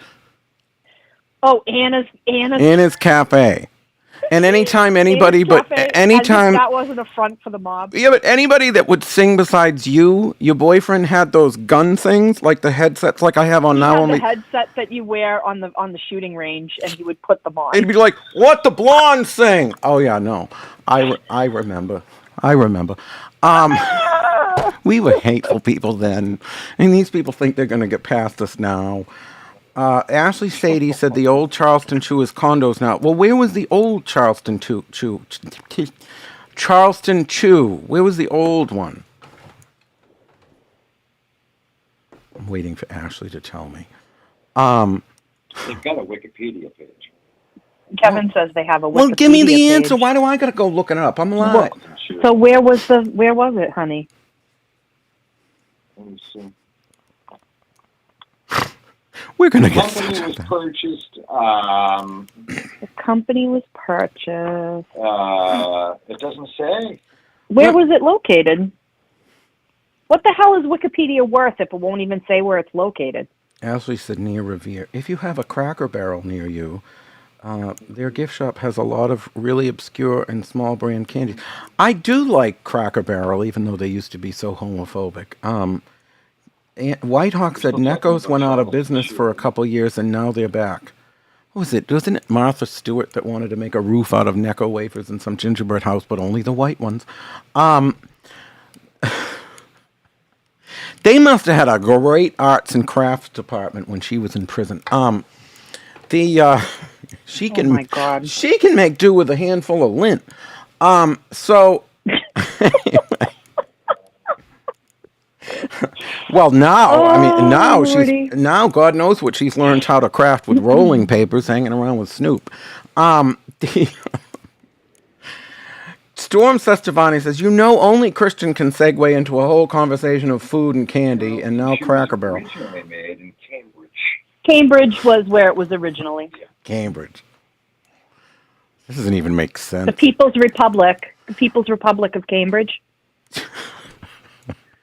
So the reason I'm going, here. I'm always going to go so whole hog when I do this show, because people used to be, Sandra, when we did this years ago, because you were the co-host, people they either wanted to be on it or they were terrified. Like they just didn't know, because most of these people aren't willing to just go, and it's different when it's on a show. When people, that's what truly separates certain people. Like a lot of these people can get Billy Badass in text. They can write something on their wall that's sort of, but when they actually have to face you in voice, they get sort of timid and say things like, well, there was some drama about the name, but we do think we got a better one. You couldn't shade Sandra and Leanne on your best day. Could you ever outshade them? Just saying. Oh, I heard all about that. Want to tell it? Oh, please. Come on. I'll tell it. If you don't tell it and you tell it better. Listen, first of all, I had no idea that honest to God, did not. That's what's made it great. I didn't know going into it. I know you didn't shade intentionally, but my point is he tried to shade you intentionally afterwards and he failed miserably. Yes. So I had no clue because honest to God, most of the time, I just don't pay attention to these things. I'm a very busy woman. And I haven't got all day. I have no time for bullshit. It's and she so who gets the tongue who gets the man. I was asked onto a panel and I was excited to be on it. And quite frankly, I didn't realize how much of a hater this person was. So I literally reached out and was like, it's nice to meet you. Got no response back. Okay, whatever. And just was like so happy to be on it. And they were like, oh, what have you got going on? And so I'm going on. And I'm like, oh, this is what's happening. And then we're going to be on which con? And I'm not thinking anything of it. And then it comes his time to say what he's doing. And all of a sudden he's like, well, we have this event coming up and we had to change the name because of some things that happened. But I think we got a better one. And I was going like, oh, my God. I'm like, that, and here I was gushing about it, not even realizing. I had no idea. I was just going please! like, you had the flyer up on the screen. I always got which con you're like holding. Oh yeah. I'm like holding up the flyer, the whole thing. I didn't know. I'm sure. I'm quite sure it got painted that I did that on purpose. I'm sure that the other side decided that I had that all planned out, that I did it on purpose. I had no clue what was going on at that point. I did not know. Okay. So I'm literally look, when I'm going to promote what I'm doing, I come prepared. I was prepared to promote what I was doing. Tyson And, would you know, call that. I've only been doing media as a witch since I was 19 fucking years old. Well, So let's Tyson. just say when I'm dealing with something like that, I know what I'm doing. So of course I was ready to promote everything and hold up the flyer and do the whole thing because of course I was. So I'm sure that got looked at as some planned attack, which it absolutely fucking was not.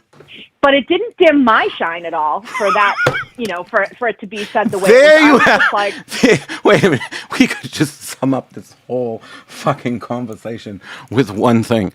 It didn't dim my shine at all. Like, that's just, I mean, really, at the end of the day, like someone was saying to me, why do you let this, well, you sometimes say whatever. It bothers me more when they go after my friends.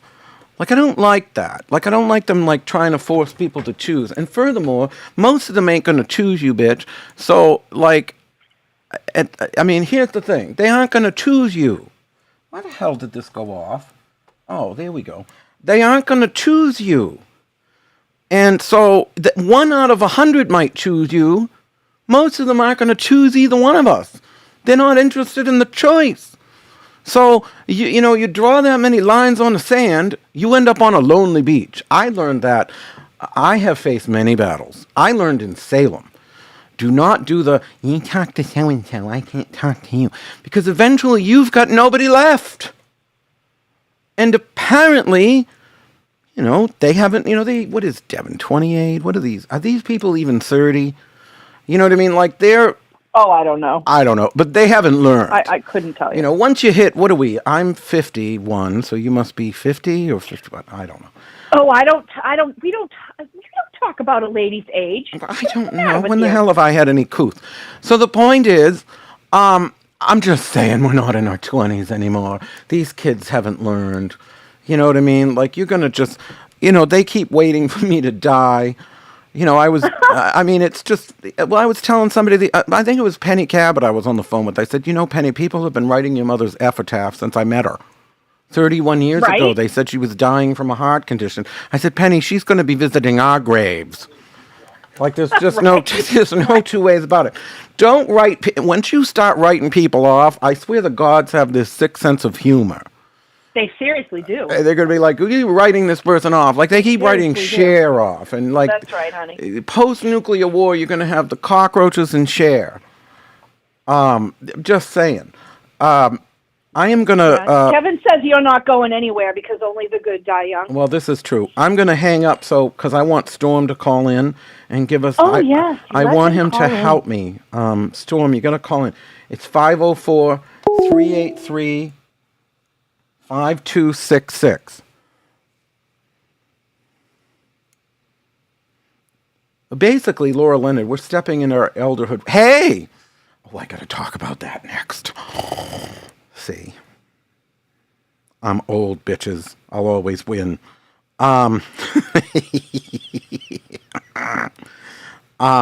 Where's this thing? Come on, Storm. What are you doing? Don't you have a phone? Storm Sastavani's like supposed to call in. I don't know where he is. Josia Sophia says, I'm a mother. I'm a motherfucker. Pleased to meet you.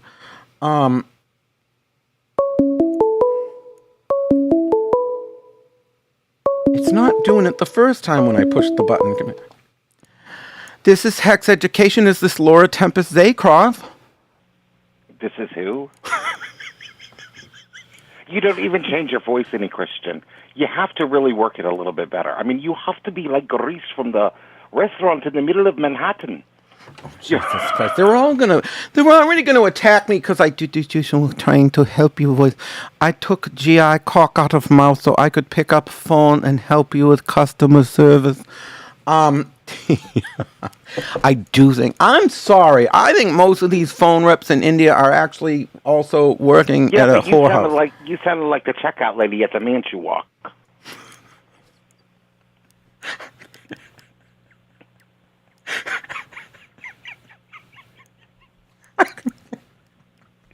Sandra is probably peeing in her panties somewhere. do you mean those ones that never give out anything but chicken? You know, like, because I always say that when I go to the mall. Do you ever have anything but chicken? Oh, I have trade here. Would you like to eat chicken? You know, and it's like, I think somebody touched that one already. Don't you got any beef? Well, you know, many years ago, Christian, when I lived in Baltimore at the time, doing a radio show, and we went down to a Chinese restaurant, and we got there, and the woman spoke absolutely no Chinese or English at all, allegedly. And we're sitting there, and we're ordering our stuff, and we're like, so what is your name? And in perfect English, she goes, Catherine. Oh, jeez. Well, when I used never to... got over it. I used to host karaoke in Chinese restaurants. You did? Oh, careful, we have an Asian person. Then you can't pay attention to this. He'll be offended. I don't know if he's fully Asian. He looks like he might be mixed with something else. Then what else are you? I love Asian men. I mean, they're just gorgeous. I think so. I mean, the Korean men, spectacular. They have flawless skin. Sandra and I need to go shopping over at the Korean face supply shop. I mean, they just have incredible face products. Well, anyway, I used to be, you know, I would go in and, you know, I would sing kung fu fighting, you know, and the Chinese waiters would throw ice at me, and we'd get into, like, squirt gun fights, like, right in the middle of the lounge. And what is it? One time I had them wearing the rice hats, and they pretended to have buck teeth, and they were already Chinese, so that because they had a sense of humor. They had buck teeth, and no. They pretended to have. They did the buck teeth thing, but they don't really have buck. Like it was, we were horrible. We just like crossed every fucking line and then went over it again. And I'd go into the kitchen and get on their special intercom system, and because I'd go look at the front desk in the book, and I'd be like, order number 42, your order ready now. You know, and they'd come running up to the desk, and it wasn't ready. And what was the other thing I did? Oh, I'll never forget. We had this one woman that would come in and sing with her husband, you know, and no, she didn't actually sing. She just sat there and watched the singers. They're all bad, too, except me. And what was it? So they would come in, and I guess she had her mother watching her little girl, and her little girl was home, and I guess she was home with the cold or something like that. And so the grandmother calls, and this was on one of those days where none of the English-speaking people were there. And it was just this one older woman, Chinese woman named Kun, and she would be behind the counter. Named Kun? Oh, I got a story for that, too. Kun. Kun, K-U-N, Kun. Yeah. Okay. There's a story there, too. And so, karaoke man, come into phone. So I come over to the phone. And she and the other guy, neither of them spoke barely any English. They just understood number 12. You know, so I come over and I pick up the phone. Hello? Who are you looking for? Oh, my Lord. And they're fucking losing it. They're like losing it. They're like, because they know what I'm doing. Just being, you know, people, these Christian people. Day. No, these people need to get a grip. You know, there's comedy, and then there's, you know. So, like, I'm not offended by all the crap that, what's his name there, Dave Chappelle says when he goes on about the LGBT. Like, I find it funny, because it's comedy. You know what I mean? Like, I don't get all bent out of shape. So she's like, I'm trying to find my daughter. I'm trying to find my granddaughter, you know, she's crying for her mother, and I'm trying to find her. I don't know. What do you want? Order 45? Number 12? Just please get my daughter. Hold on, I'll go get her. Oh, my Lord. No, the best was when my friend China, who is this incredible singer, like Mahalia Jackson level singer. And, you know, What's her last name, Phillips? No. She's black. Okay. Watering, I think. I don't know. She's got a new name now. No, but she was... What, didn't she get pregnant by one of the Kardashians? No. She was this very tall, very large black woman with an amazing voice. Some years back, she had her stomach stapled, and she lost all this weight. She looks fucking gorgeous. The first thing I said to her when I saw her was, you're going to have to change your name to Taiwan, because now you're just a little piece of China. But anyway. I don't think the Chinese would appreciate that. They don't think Taiwan's a country. But anyway, she was at the karaoke, and Okay. she had just sung It's Raining Men, and she sounds, even better than Martha Wash, and she's just like really this spectacular singer. And, she knew that I had always sung for the lady at the front desk. I'd always sung Smoke Gets in Your Eyes, and she was at the end of the rotation of singers, and then it came back to me, and Coon at the front desk always loved to hear me sing this song. And we're in the lounge, and then there's this hallway that leads to like a foyer that leads to the restaurant side. Was the song Taste of Honey by Sukiyaki? No.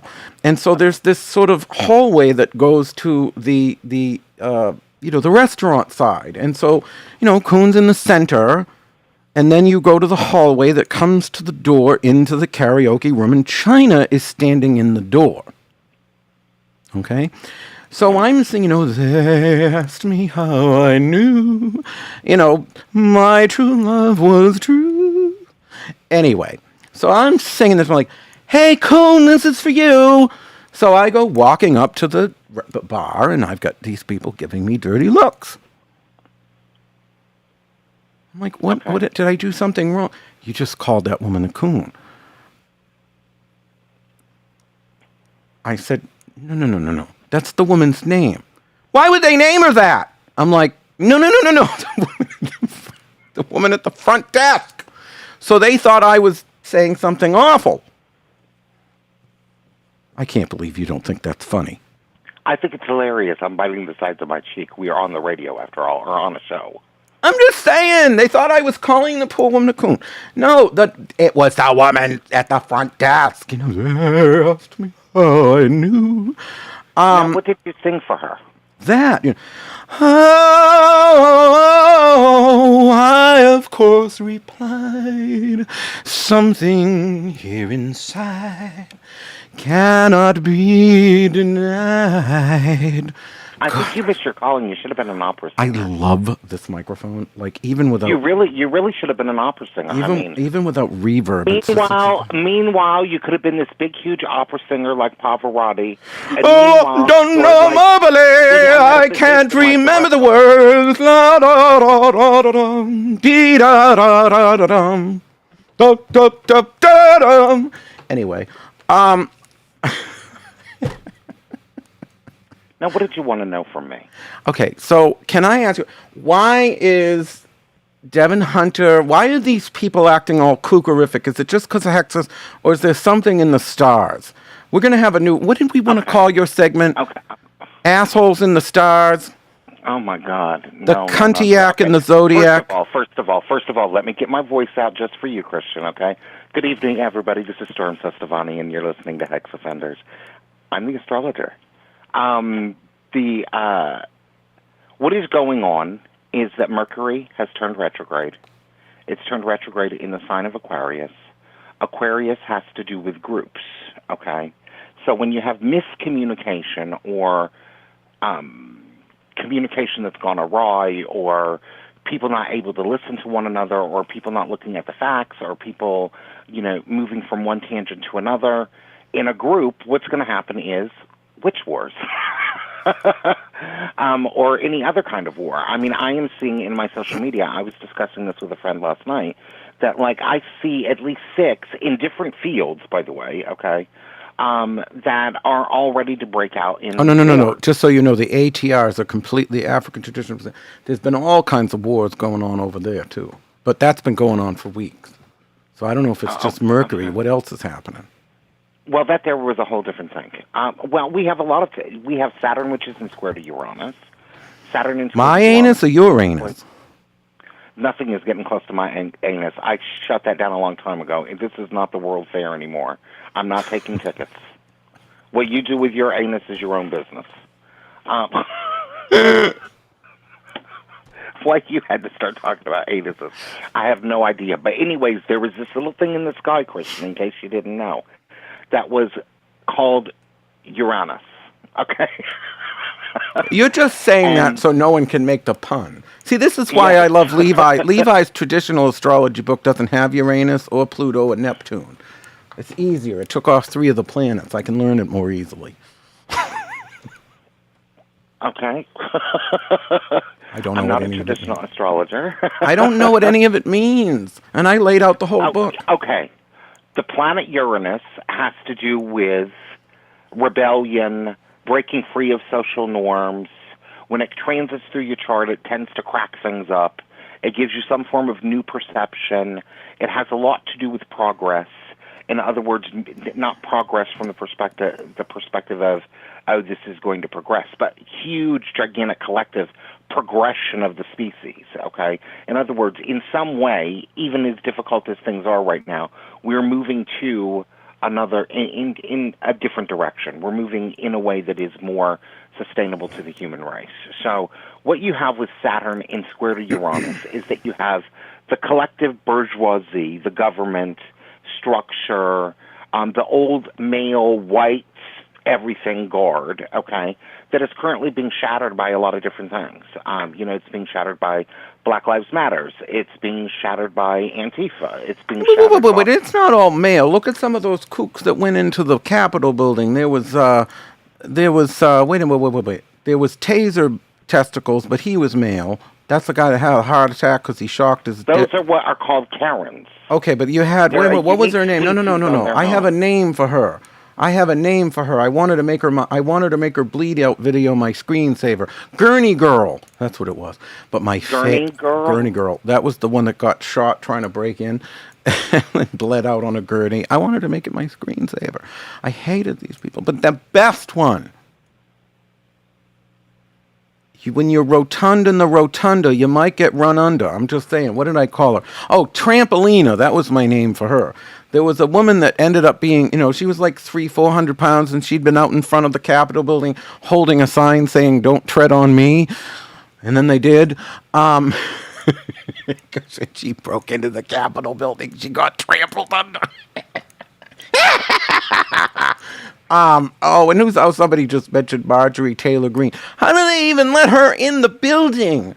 Her and that Hooter shooter lady that has like a Hooters named Shooters, and everybody carries a gun, and they're like, she was literally live tweeting Nancy Pelosi's position. Why isn't she in jail? I want to know, why ain't this hoe in jail? That I don't have any clue of. I think that, half of them are afraid of the Republicans. I mean, Karen is a very strange species. It is a little scary. And they all seem to have the same hairdo. Did you notice that? They do. I have noticed that. It's like the 1980s weird, let me kind of have a partial mullet and a partial spiky hair. I don't know. It's sort of what the hell's her name? It reminds me of those old guys. No, it's season 3 of Kate Gosselin. Remember she had that sort of flat thing just sort of hung off the side. Yeah. She's the ultimate Karen. Lord. You're not Karen Sakata, fine piece. I don't know what some of these conversations are happening in the chat. I did see somebody said this hoe needs to be in jail. They're talking about Marjorie Taylor Greene and Lauren. Is it Boebert? Okay. Somebody did call the fatty Stompolina. That might even be. I don't know. I like Trampolina because then it implies they come back up. Christian, what is going to bring you down one of these days is not going to be metaphysics or witches. It's going to be the women that are tired of fat shaming. Oh, yeah, no. I know when I die it's going to be a fatty. Like, I know, I just know, I've said too many things, I get it, and I do, I'm surrounded, they say I hate women, but that's all I have around, and I don't just have women, I have strong women, like Yesha Matthews was telling me the other day. Let me ask you a question. I have Let me interview you. Do you really have any form of an issue, really, with fat people? Only that they get more food than me. You know, like if I'm at the trough and I'm trying to get those shrimp, you know, when you go to the all-you-can-eat and they got the plate I of... have seen your McDonald's order. No. But when you go to the all-you-can-eat and you're trying to get your money's worth, like Sean taught me well, you go over to the crab and the shrimp and you try to load up the plate. And when these other behemoths get there first and they take most of it, well, then I get upset. You know, when I used to go to the hometown buffet, and I was the thinnest person in the room, and I'm not exactly thin. You know, I'm a fatty too in my own rights. But when I want to get to that food trough, you know, if you're taking some away from me, I feel like I'm losing out. And if you look at the Enneagram, you know, the 7 personality types, I'm a 7 with an 8 wing, which means, you know, leader is, I'm secondary as a leader, but my number 1 is the eccentric. And I'm always afraid of... With an 8 wing sounds like an order of pizza. Well, Sean was an 8 with a 7 wing. He was a leader with the, you know, the eccentric on the side. I was the eccentric with the leader on the side. So when we'd go to restaurants, we would order 2 different soups and only eat half of each because we didn't want to miss out. You know, it's FOMO, your fear of missing out. You know, and when the fatty goes up to the all-you-can-eat Chinese buffet and, you know, she takes all the green beans and you've got to wait another 15 minutes before you can get some. Is that unfair of me to feel? I'm just expressing my feelings. Okay. But you really don't have anything against them. No, I don't have anything against. Here's what I have something against. I'll make fun of just about anything. I'm very Joan Rivers, including myself, including everything. But when it comes to what I really dislike, you know, like Levi Rowland, whose new book, The Art Cosmic, The Magic of Traditional Astrology, coming in May, June from Warlock Press. Levi, who is, you know, my coven elder in the coven, because she's 3rd degree and I'm a lowly 1st, said that I have a Calvinist obsession with the truth, is what his assessment of me was. That I get extremely upset when I see inconsistencies. You know, like when they banned Utu from Pantheacon for cultural appropriation, which I don't really think he was guilty of, but they had 7 women teaching everything from Japanese hair braiding to all white women, hoodoo, voodoo, curanderism, granny magic, brujeria, Haitian voodoo, you name it, they were teaching it, you know, yoga, and they didn't have any issue with them, you know, and so I look at, or people like, you know, Devin running around deleting people so they'll feel bad and cancel my event, you know, so he can cause some trouble. It's like, why not come for me? Like, I can take it. I think it was Alex Sanders that used to say, I'm okay when they come for me because they're leaving someone else alone that might not have the strength to handle it. Mm-hmm. And that's how I feel about it. Like, when they come for me, yeah, I don't like it. But like I said to a friend the other day, like, well, you let it bother you. I said, honey, I have ignored more haters than you'll ever have in your whole life. And that is the truth. But there are some that will get to me, but it's usually more than ever anything else. And that's why I hated that French person that was going on for so long, because he went after everyone I love. He put my elderly aunt's home address on the internet. He attacked Lori Cabot, Penny Cabot, Lorelei, you know, all sorts of people. My niece Angel he attacked. Like, was that before or after you allegedly killed the raccoon? I never killed a raccoon. That was Sharon Graham Cracker. I said allegedly. No. That was that was years after. That was in I don't know, many years after. No, the raccoons was in 2007. That made international news. No one could understand why I hired Sharon in 2012 to come work at Hex New Orleans after she placed the 2 dead raccoons, or 1 dead raccoon, broke it up and put it in front of 2 stores that didn't like the fact that Sean and I had a psychic fair. And at this point, Sean was dead, but they still didn't like the psychic fair. And so, you know, naturally, they blamed the psychic fair for this, like, i.e. me. You know, I lost the support of 2 city councilors that I later got back once they realized it was not me. But then, that was in 2007. It made international news. It was in Pravda, the national news of Russia. I had to check the translator to make sure my name wasn't in it. And in 2011, I just meditated on it and did what I thought Sean would do. I hired Sharon and brought her to New Orleans, and people were like, I had everybody that was anybody important was on the phone with me going, why would you hire her? And I said, really? I don't hate her. I think what she did was stupid. But here's what's important. If I bring her to New Orleans, she could kill 10 raccoons a day, and it would never make the Times-Picayune, which is the local paper. Never mind Pravda in Russia. So I took one for the team. Like, I brought her here. I sincerely forgave her. I would never forgive somebody and not mean it. I'm unlike some out there. I'm not fake.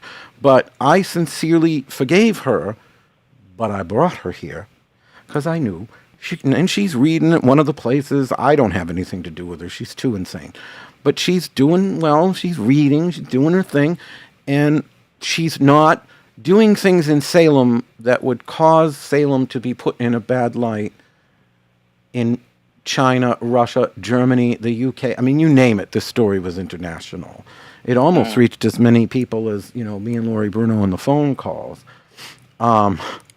But so that was all a lot of good PR for you, in other words. Well, let's just put it this way. The corporation went up $500,000 in revenue the year after that restraining order, and she lost her store.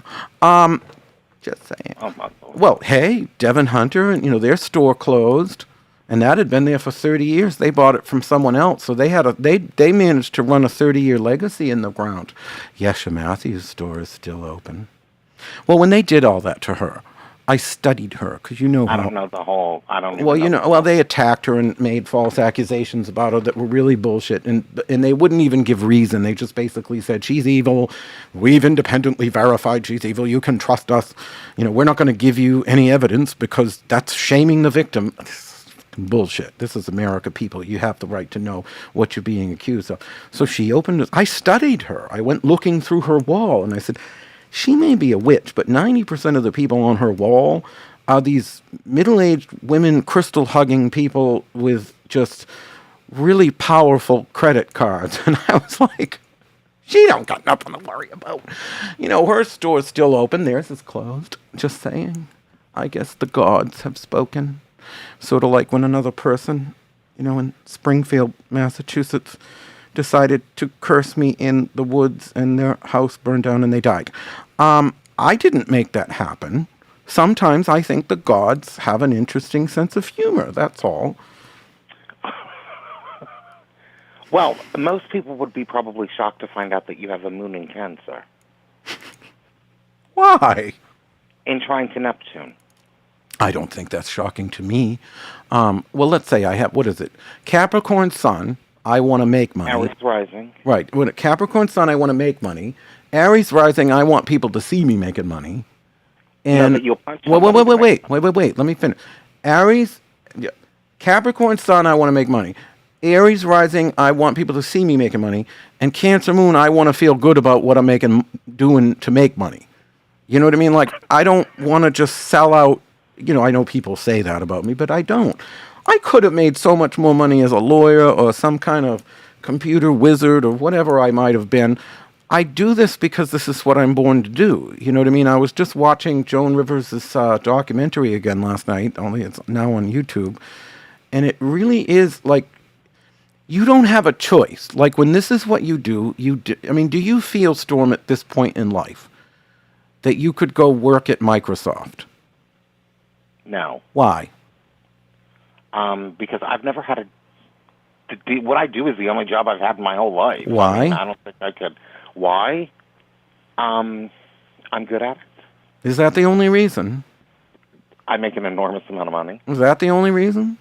It has nothing to do with the calling of it. Like, you don't think that there's a point at which the reason you're so good at it and the reason it's what I have a genuine desire to help people. I mean... But this is... in other words, Joan Rivers is right. There's no choice, Storm. You don't have a choice. This is what you do because you were born to do it. And when you know that, even if you're as big of a fucking cunt as me, I'll admit it, I'm a bit of a cunt. And I'm still here. Why? Because I believe in what I do. I know it's what I'm meant to do. And if it's what I'm meant to do, the gods, the powers that be, the higher, whatever you want to call it, also know that's what I'm supposed to do. So why are they going to get in the way? They know I'm doing something that matters. Like, we're bringing magic to people in the world that don't have it. And that's bigger than, Ryan, we focus on the coven and the New Orleans coven and the priesthood, and that's a big part of what we do is seeing people become priests. And as an Alexandrian priest of the first degree, I don't really speak much about that as an authority, because I'm not. But I seek it because I think that that is the higher level. But there's also the lower level of regular people that need magic in their lives. Who am I to deny them that? So if somebody comes into Hex and the only thing that they want to do is maybe get their husband to fuck them a little more, and then they want a candle for it. Well, if I can help them, why not? Now, I can make a little money doing it. They get what they want. I get what I want. We're all making the world a more magical place. And more importantly, we're reminding people that magic is real. I mean, we started the show tonight with that, didn't we? Somebody asked about, about believing in magic and knowing it and putting your faith in it, and why doesn't it work? Because, well, they don't put their faith in it. They don't embrace the not even belief, but the knowledge that magic is real. It's not just belief, it's knowledge. So when you know that, the magic works, and it continues to work. And so, okay, fine, you might be like me, that's a bit of a, what did Oberon sell? Well, you can be kind of a willy wanker or some sort of thing. I love Oberon. You're like, and you are. I said, of course I know I am. You think this is all contrived? Like I'm just this, you know what I mean? I don't pull any punches. I'd rather people know where they stand. I think it's Sandra that said, even if it's nowhere. Even if it's nowhere. She says, you always know where you stand, even if it's nowhere. So it's been about 2 hours and 10 minutes, and I can smell that cheeseburger. And as you can see, I can just go on forever. I just never really stop. You ordered a cheeseburger? No, Brian ordered a cheeseburger because he felt bad I didn't get the pizza. So he got me a Five Guys. Oh. What's wrong with that? That's horrible stuff. I mean, oh. Well, what do you eat? What did you eat tonight, Storm? What did I have tonight? I had a nice, beautiful Impossible Burger. Well, that's got a lot of carbs in it. I'm not anti-carb. I'm anti-meat. Oh.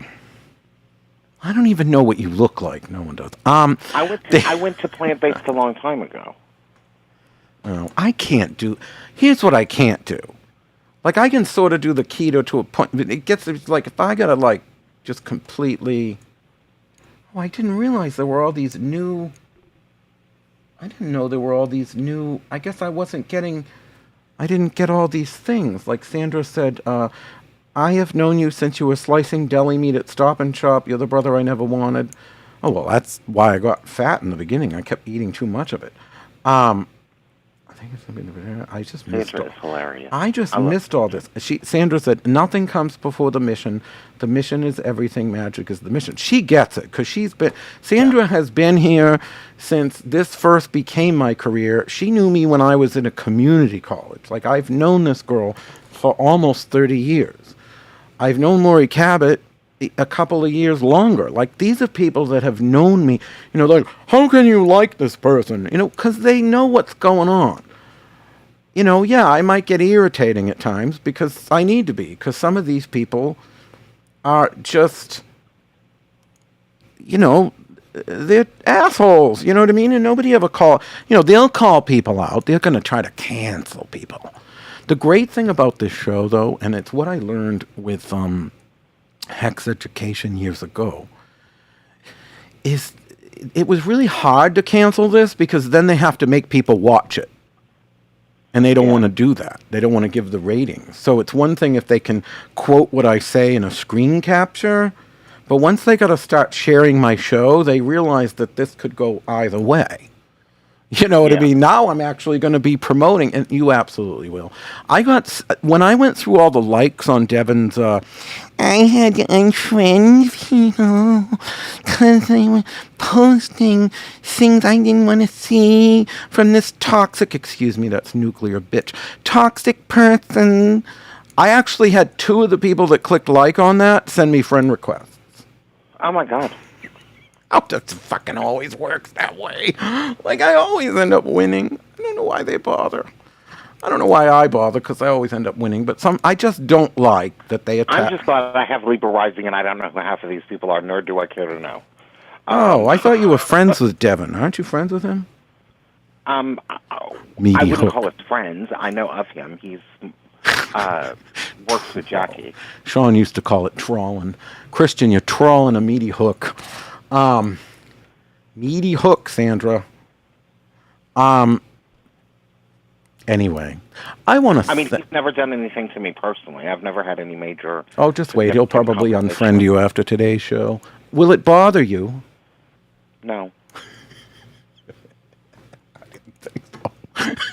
I mean, at the end of the day, okay. I mean, and this is what it comes down to. You were talking about calling earlier. Okay, I have a calling to help people. I like to help them with their issues. The 99.99% of the people that contact me for me to help them with the areas of their lives do not know who these people are, do not care to know who these people are, do not know what much of this stuff is. They just want an answer of, is their boyfriend coming back to them? Or are they going to get a job? Or, what candle should they burn to make their life better? I mean, they're not concerned with...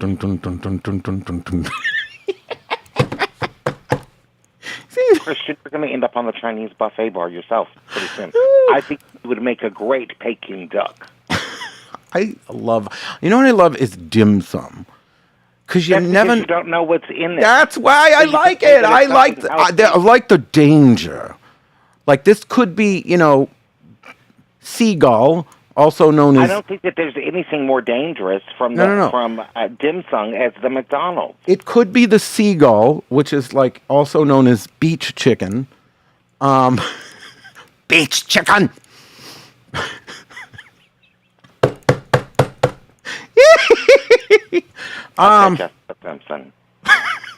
Beach chicken. No, I love dim sum. Oh, Crystal just hit it. We all know Christian is foie gras. Restaurant revolution. That is the very reason people become vegan and plant-based. Because what do they do with foie gras? I don't think they do that here, but if they did, I'm not going to cry. Here's the bottom line. It tastes great. They might force feed the goose until it explodes, but the foie gras, I know it's mean, but it's... I went plant-based, which is a little bit different than vegan. It does plant-based means that I'm not anti-meat. I just choose not to eat it. Foie gras. I just like the numbers on the blood test. And there was a restaurant, in London that had foie gras naan. Oh, Craig just I'd love to get Sandra's take on this. You're in two different chats, so she might have to chat on the other one. But Craig Schumacher, who's, I believe he's the high priest at Alexandria. He's one of our brothers in the craft that is in, is it Queensland? Somewhere in Australia or New Zealand or one of those places. He might live in New Guinea with, in some tribal thing. He might be a cannibal. I don't know. A really smart gentleman.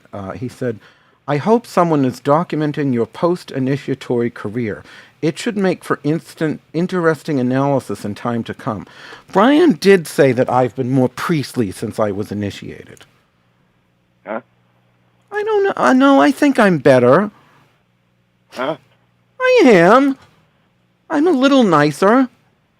Huh? Sometimes. Well, I do. Days not ending with the letter Y. I do take my priesthood seriously. I became one of those people I swore I'd never be. Oh, you're not initiated. I still think I was a witch before I was initiated, but I will say I think that there is a much deeper. What were you before you were initiated? If you weren't a witch, I was a witch. See, I'm very confused about. No. Okay, my husband's a little stricter. I don't know. He'll say, "Well, you were practicing witchcraft, but you were, like he has a whole. I don't know. I'd have to let him explain it, but but he's a little stricter. Like I don't think I wasn't a witch before initiation, but I do think that there is a great depth to initiation, and I will tell you, there's a power I don't think even most initiates understand. There was this. Now, do you have to be a white male, aged 40? No. That's Alexandrian? Quabula, or Tabuli, or whatever it is. What is it? Tabuli? Kabbalah. Kabbalah. Tabuli. No. So, I forgot about that. Okay, so there's this Black Power group. Oh, no, that's a different thing. Geez, I gotta run a little longer, because there's things I haven't been able to even talk about. I forgot about the Tabuli. I'm gonna end. They're trying to have this, what did my friend Celeste call it? Like a sovereign nation type of thing where it's a self-governed city in the vast wilds of Florida. Because Florida, you can just, it's just right up there with British Guiana or wherever it was Jim Jones was. You can just go to Florida and set up a self-governed nation in Florida. But apparently they went all over the internet and was saying that Anne Frank is a colonizer. And I guess the underlying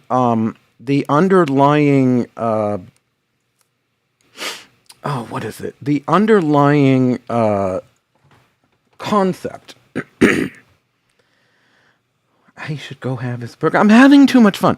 No, so the underlying concept of this group, which I think is valid, is they feel that maybe we don't teach enough in the school system about the horrors of slavery.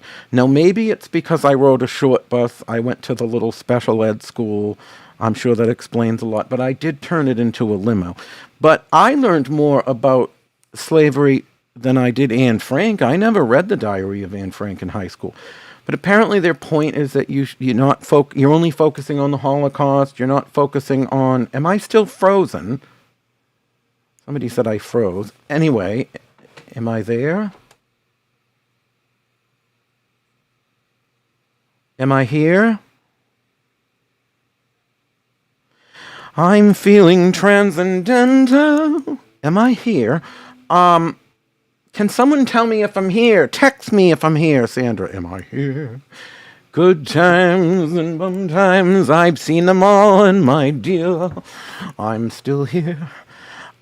So, anyway, the idea that, if we call Anne Frank a colonizer, that'll get us attention to the plight of slavery. I don't really think it worked out quite the way they wanted it to. I think that was probably not. Am I here? Somebody tell me if I'm here. All right, no one's going to tell me, so I'm going to call up Kevin and see if I'm here.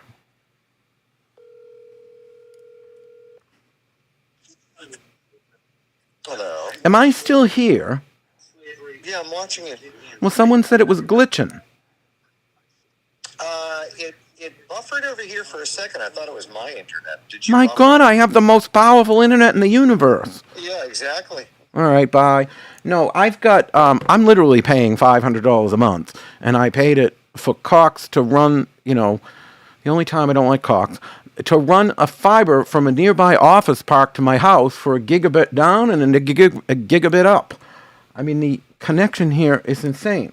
So anyway, they were calling Anne Frank a colonizer, but then there were the social justice, because much as I reserve much of my ire for the Qs and the right-wingers, there's a lot of people on the left I don't care for. Like these, there's this group, and I think it used to be called Wicca is cultural appropriation, the religion, and now it's your spirituality is cultural appropriation, the religion, and it's so ridiculous. So they're attacking this poor guy that wrote a book called Kabbalah for Wiccans. Now, I don't really use the word Wiccan, not even as an initiate, because it was Wicca anyway. It wasn't, you take the word witch comes from the root words Wicca and Wicce. And I asked Levi, who studied linguistics, Levi Rowland, who wrote The Art of Cosmic, The Magic of Traditional Astrology, out May, June from Warlock Press. I said, was Old English or / Anglo-Saxon, same language, was it a gendered language? He said, yes. I said, well, okay, so wouldn't Wicca and Wicce be the male and female gender variant of the same word? And he said, yes. I said, so if you took the gender off, what are you left with? Witch. So witch is the old word for witch. It's not Wicca. So anyway, He wrote Kabbalah for Wicca and spelled with a Q, so it's the the sort of Hermetic Kabbalah that was created during the whole Hermetic lodges of the Golden Dawn and OTO and all that. And so a bunch of these Jewish women got all upset at this author saying that this is a closed tradition. And I think most of the posters weren't actually Jewish women. They were non-Jewish women arguing on behalf of the Jewish women, all of whom were no older than 25. Battling on and, going on about how Kabbalah is a closed tradition. But here's the thing. If you're going to talk about Kabbalah as a closed tradition, you can't ignore the fact, if you say, it's up to the Jewish people to decide as their culture. No, it isn't, because they wouldn't be the culture. The culture that would decide who gets to do Kabbalah would be married 40-year-old Jewish men who are 40 years of older, and Orthodox, I believe it was. I think, what did Storm say? It was in some, you can type it, Storm. It was some fucking cave in the year 54 AD that some rabbis made. It's male Jewish rabbis, married, Orthodox, 40 years or older. So if you're not that, you don't get to decide what Kabbalah is open to. They do. And if you're doing it and you're not those people, then basically what that means is you're admitting that you're allowing yourself to break through, but yet you're going to decide, okay, I've basically broken down the wall so I can take it, but you can't take it. But once you've already broken the wall, I think it's hypocritical of you to say somebody else can't. Like if you've basically taken it and said, well, I'm a 25-year-old trans, non-binary, Jewish, whatever, and who's a communist, and I'm going to do Kabbalah, even though I'm not 40 years old, married, Orthodox, or any of those things. Well, you're admitting that you're taking it outside of its originally boundary. So who are you to tell some other person that studies it they can't? Angela says there is a sect of women who have broken the wall eons ago. That doesn't matter. The fact is they broke the wall. Once you broke the wall, you're being a hypocrite if you tell other people they can't break the wall. That's my point. It doesn't matter when they broke the wall. They could have broken the wall yesterday. They could have broken the wall 1,000 years ago. They broke the wall. So, okay, I'm one of the people that broke the wall. But you're breaking it even more. So how dare you? Well, that's so hypocritical. Like, once you break the wall, Scotty Valentino, I thought it was up to Madonna. Once Madonna does it, that ship has fucking sailed. Once Madonna is doing it, it's pretty much become part of the pop culture, I'm just saying. Storm said, personally, I think that anyone that wants to be spiritual and study a spiritual system should do whatever the hell they want. Well, here's the thing. People go, well, how do you make sure they're not dabbling? How do you make sure they're not this or they're not that? Well, you don't. You know what I did when I didn't like what was being put out there in the world as witchcraft? I just did what I did more loudly.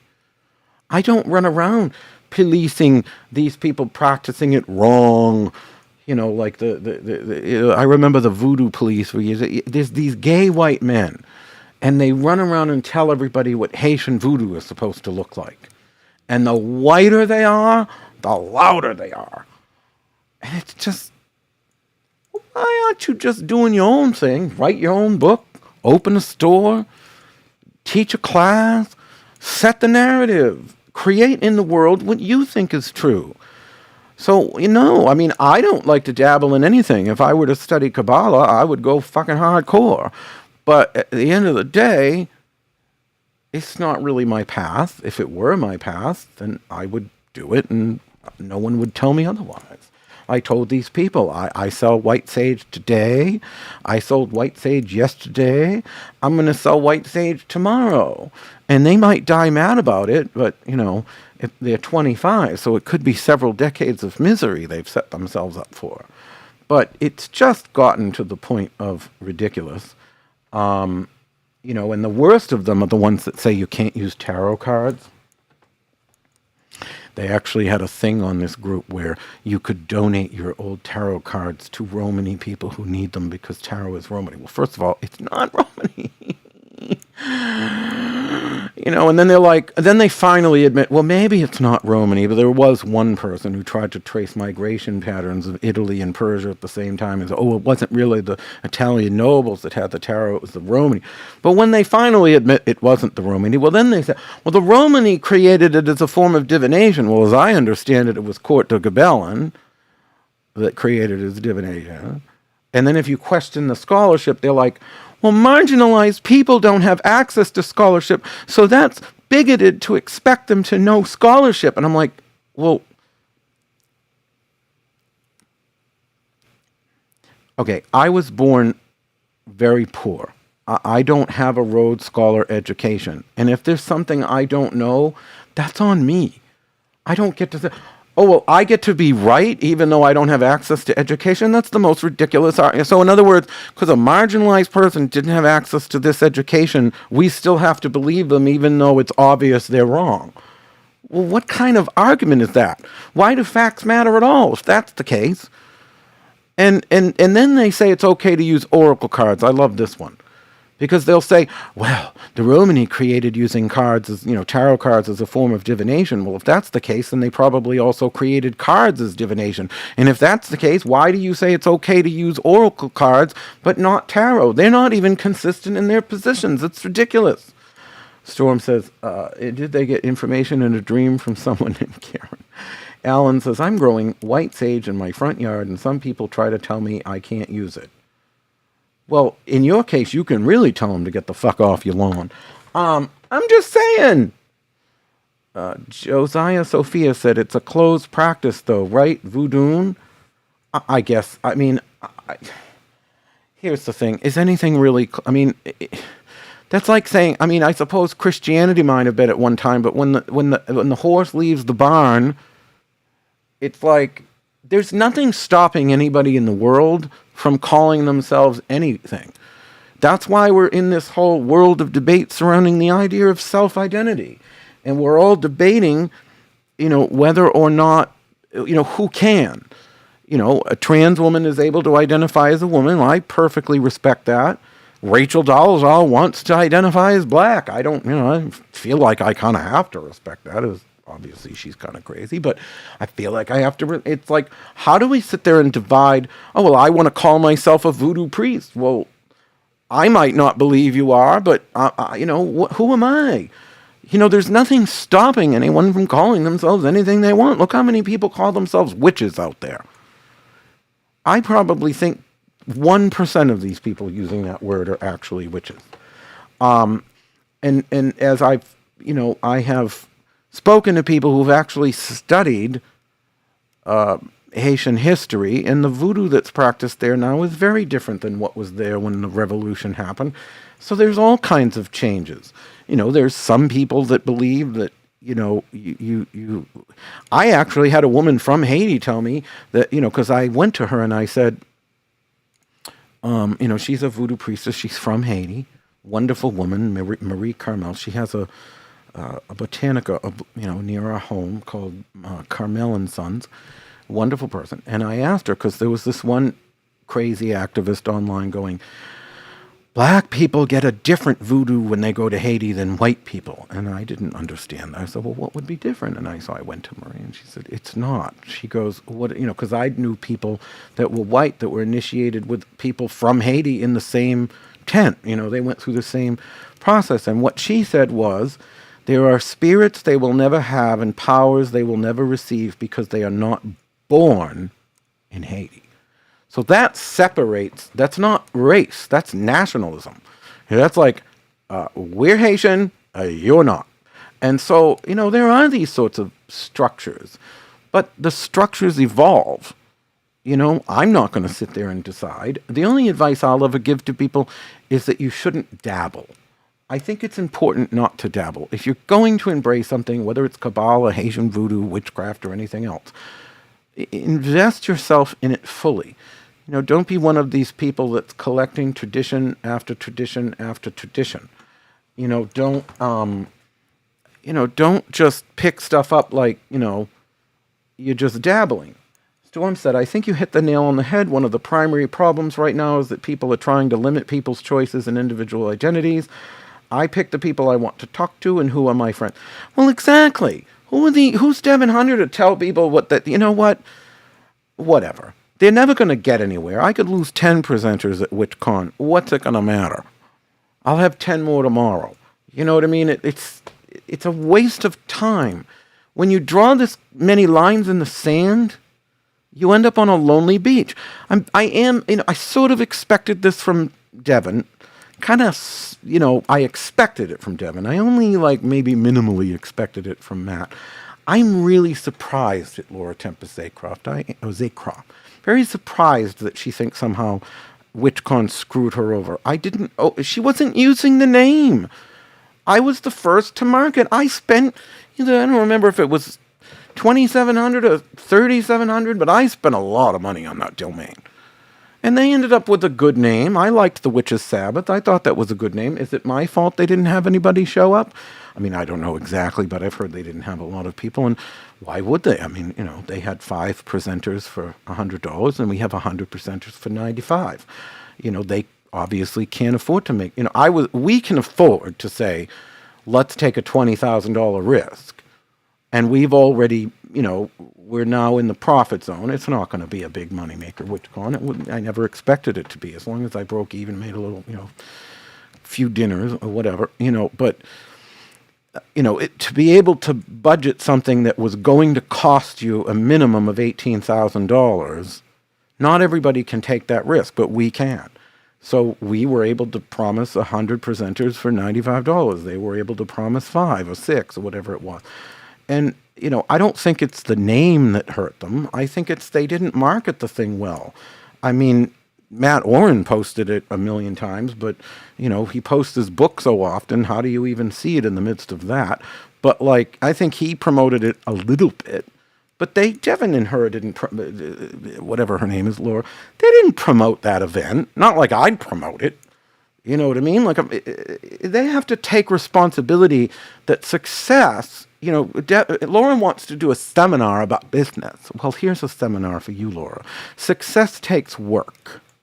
Call work, W-O-R-K, work. This is work. Oh, Zenrest asked, it was The Witch's Sabbath. I didn't hate that name. I think it more speaks to public ritual than it does a conference. I don't know that it works as a conference, but it's not completely out of brand. I don't think it was terrible. I'm surprised they didn't do okay. No, I'm not surprised they didn't. I'm surprised that the name didn't do okay. I'm not surprised that it didn't do okay because they didn't promote it. Not well. So of course it didn't do well. So they're going to get all, pissy, that they... Well, this happened with another event that happened at the same time as Hex Fest. People started bashing us, and the people that were bashing us the loudest were the people running the event that was happening at the same time. And it's like, can you people be more transparent? And I wish these people would understand. As brutal as I'm being in this podcast, I don't think of these people unless they're getting on my... they have to force their way onto my radar by... I'm getting emails from people who feel bullied by these people that are mad that they're presenting at my event, so I'm getting these emails. If I don't hear from things about these people, they're not on my radar. I literally spent hundreds of hours laying out tables and charts for Levi's book, The Art Cosmic, The Magic of Traditional Astrology, May-June from Warlock Press. I'm just saying, never astrology again. Maybe, but God, the tables and the charts and the index. The index was hard. And so, I don't know. I'm just saying it was very hard. And I'm 99% of the time I'm working because that's what I do. I work. And that's why I'm successful. And the people around me work. And that's why Sandra doesn't just have this job. She's an author with the largest publishing company in the world. She has those lives she does on Saturday nights. I swear she makes more from them than she does from me. She's a go-getter. Storm Sestivani, Jesus Christ, we're probably all poor next to him. I'm just saying, the Shark Tank I swim in, we work hard to eat that meat. We don't just wait for it to get thrown in the water. If there's a seal swimming, that thing's lunch. I'm just saying. Anyway, I'm going to thank you all for joining in for this 2 hours and 38 minutes. Next time I'll try to run to the 2-hour time limit, but I had some fun, and I haven't done this in a while, but I'm hoping the camera looks, I don't like it. This camera shows everything, but I did buy this sort of soft focus filter like they use on soap operas, and I'm just like, anyhow, but I had a great time tonight. This will be probably a weekly show if I can figure out a time to do it. And it'll be a stream of consciousness like this. I'm going to be going, because some people, why aren't you talking about spells? There will be politics. There will be pop culture. It's going to be like The View. Like, I'm going to have all sorts of things we're going to talk about. There'll be a magical spin on it, and we'll welcome call-ins. But it's going to be this discussion like we were all sitting around the coffee shop and gossiping. And there'll be gossip. Gossip. Like Wendy Williams style. And you all have a wonderful night. And why can't I see? I can't see the button to end. What? Storm likes my never-ending cigarette burning in the background. Bye!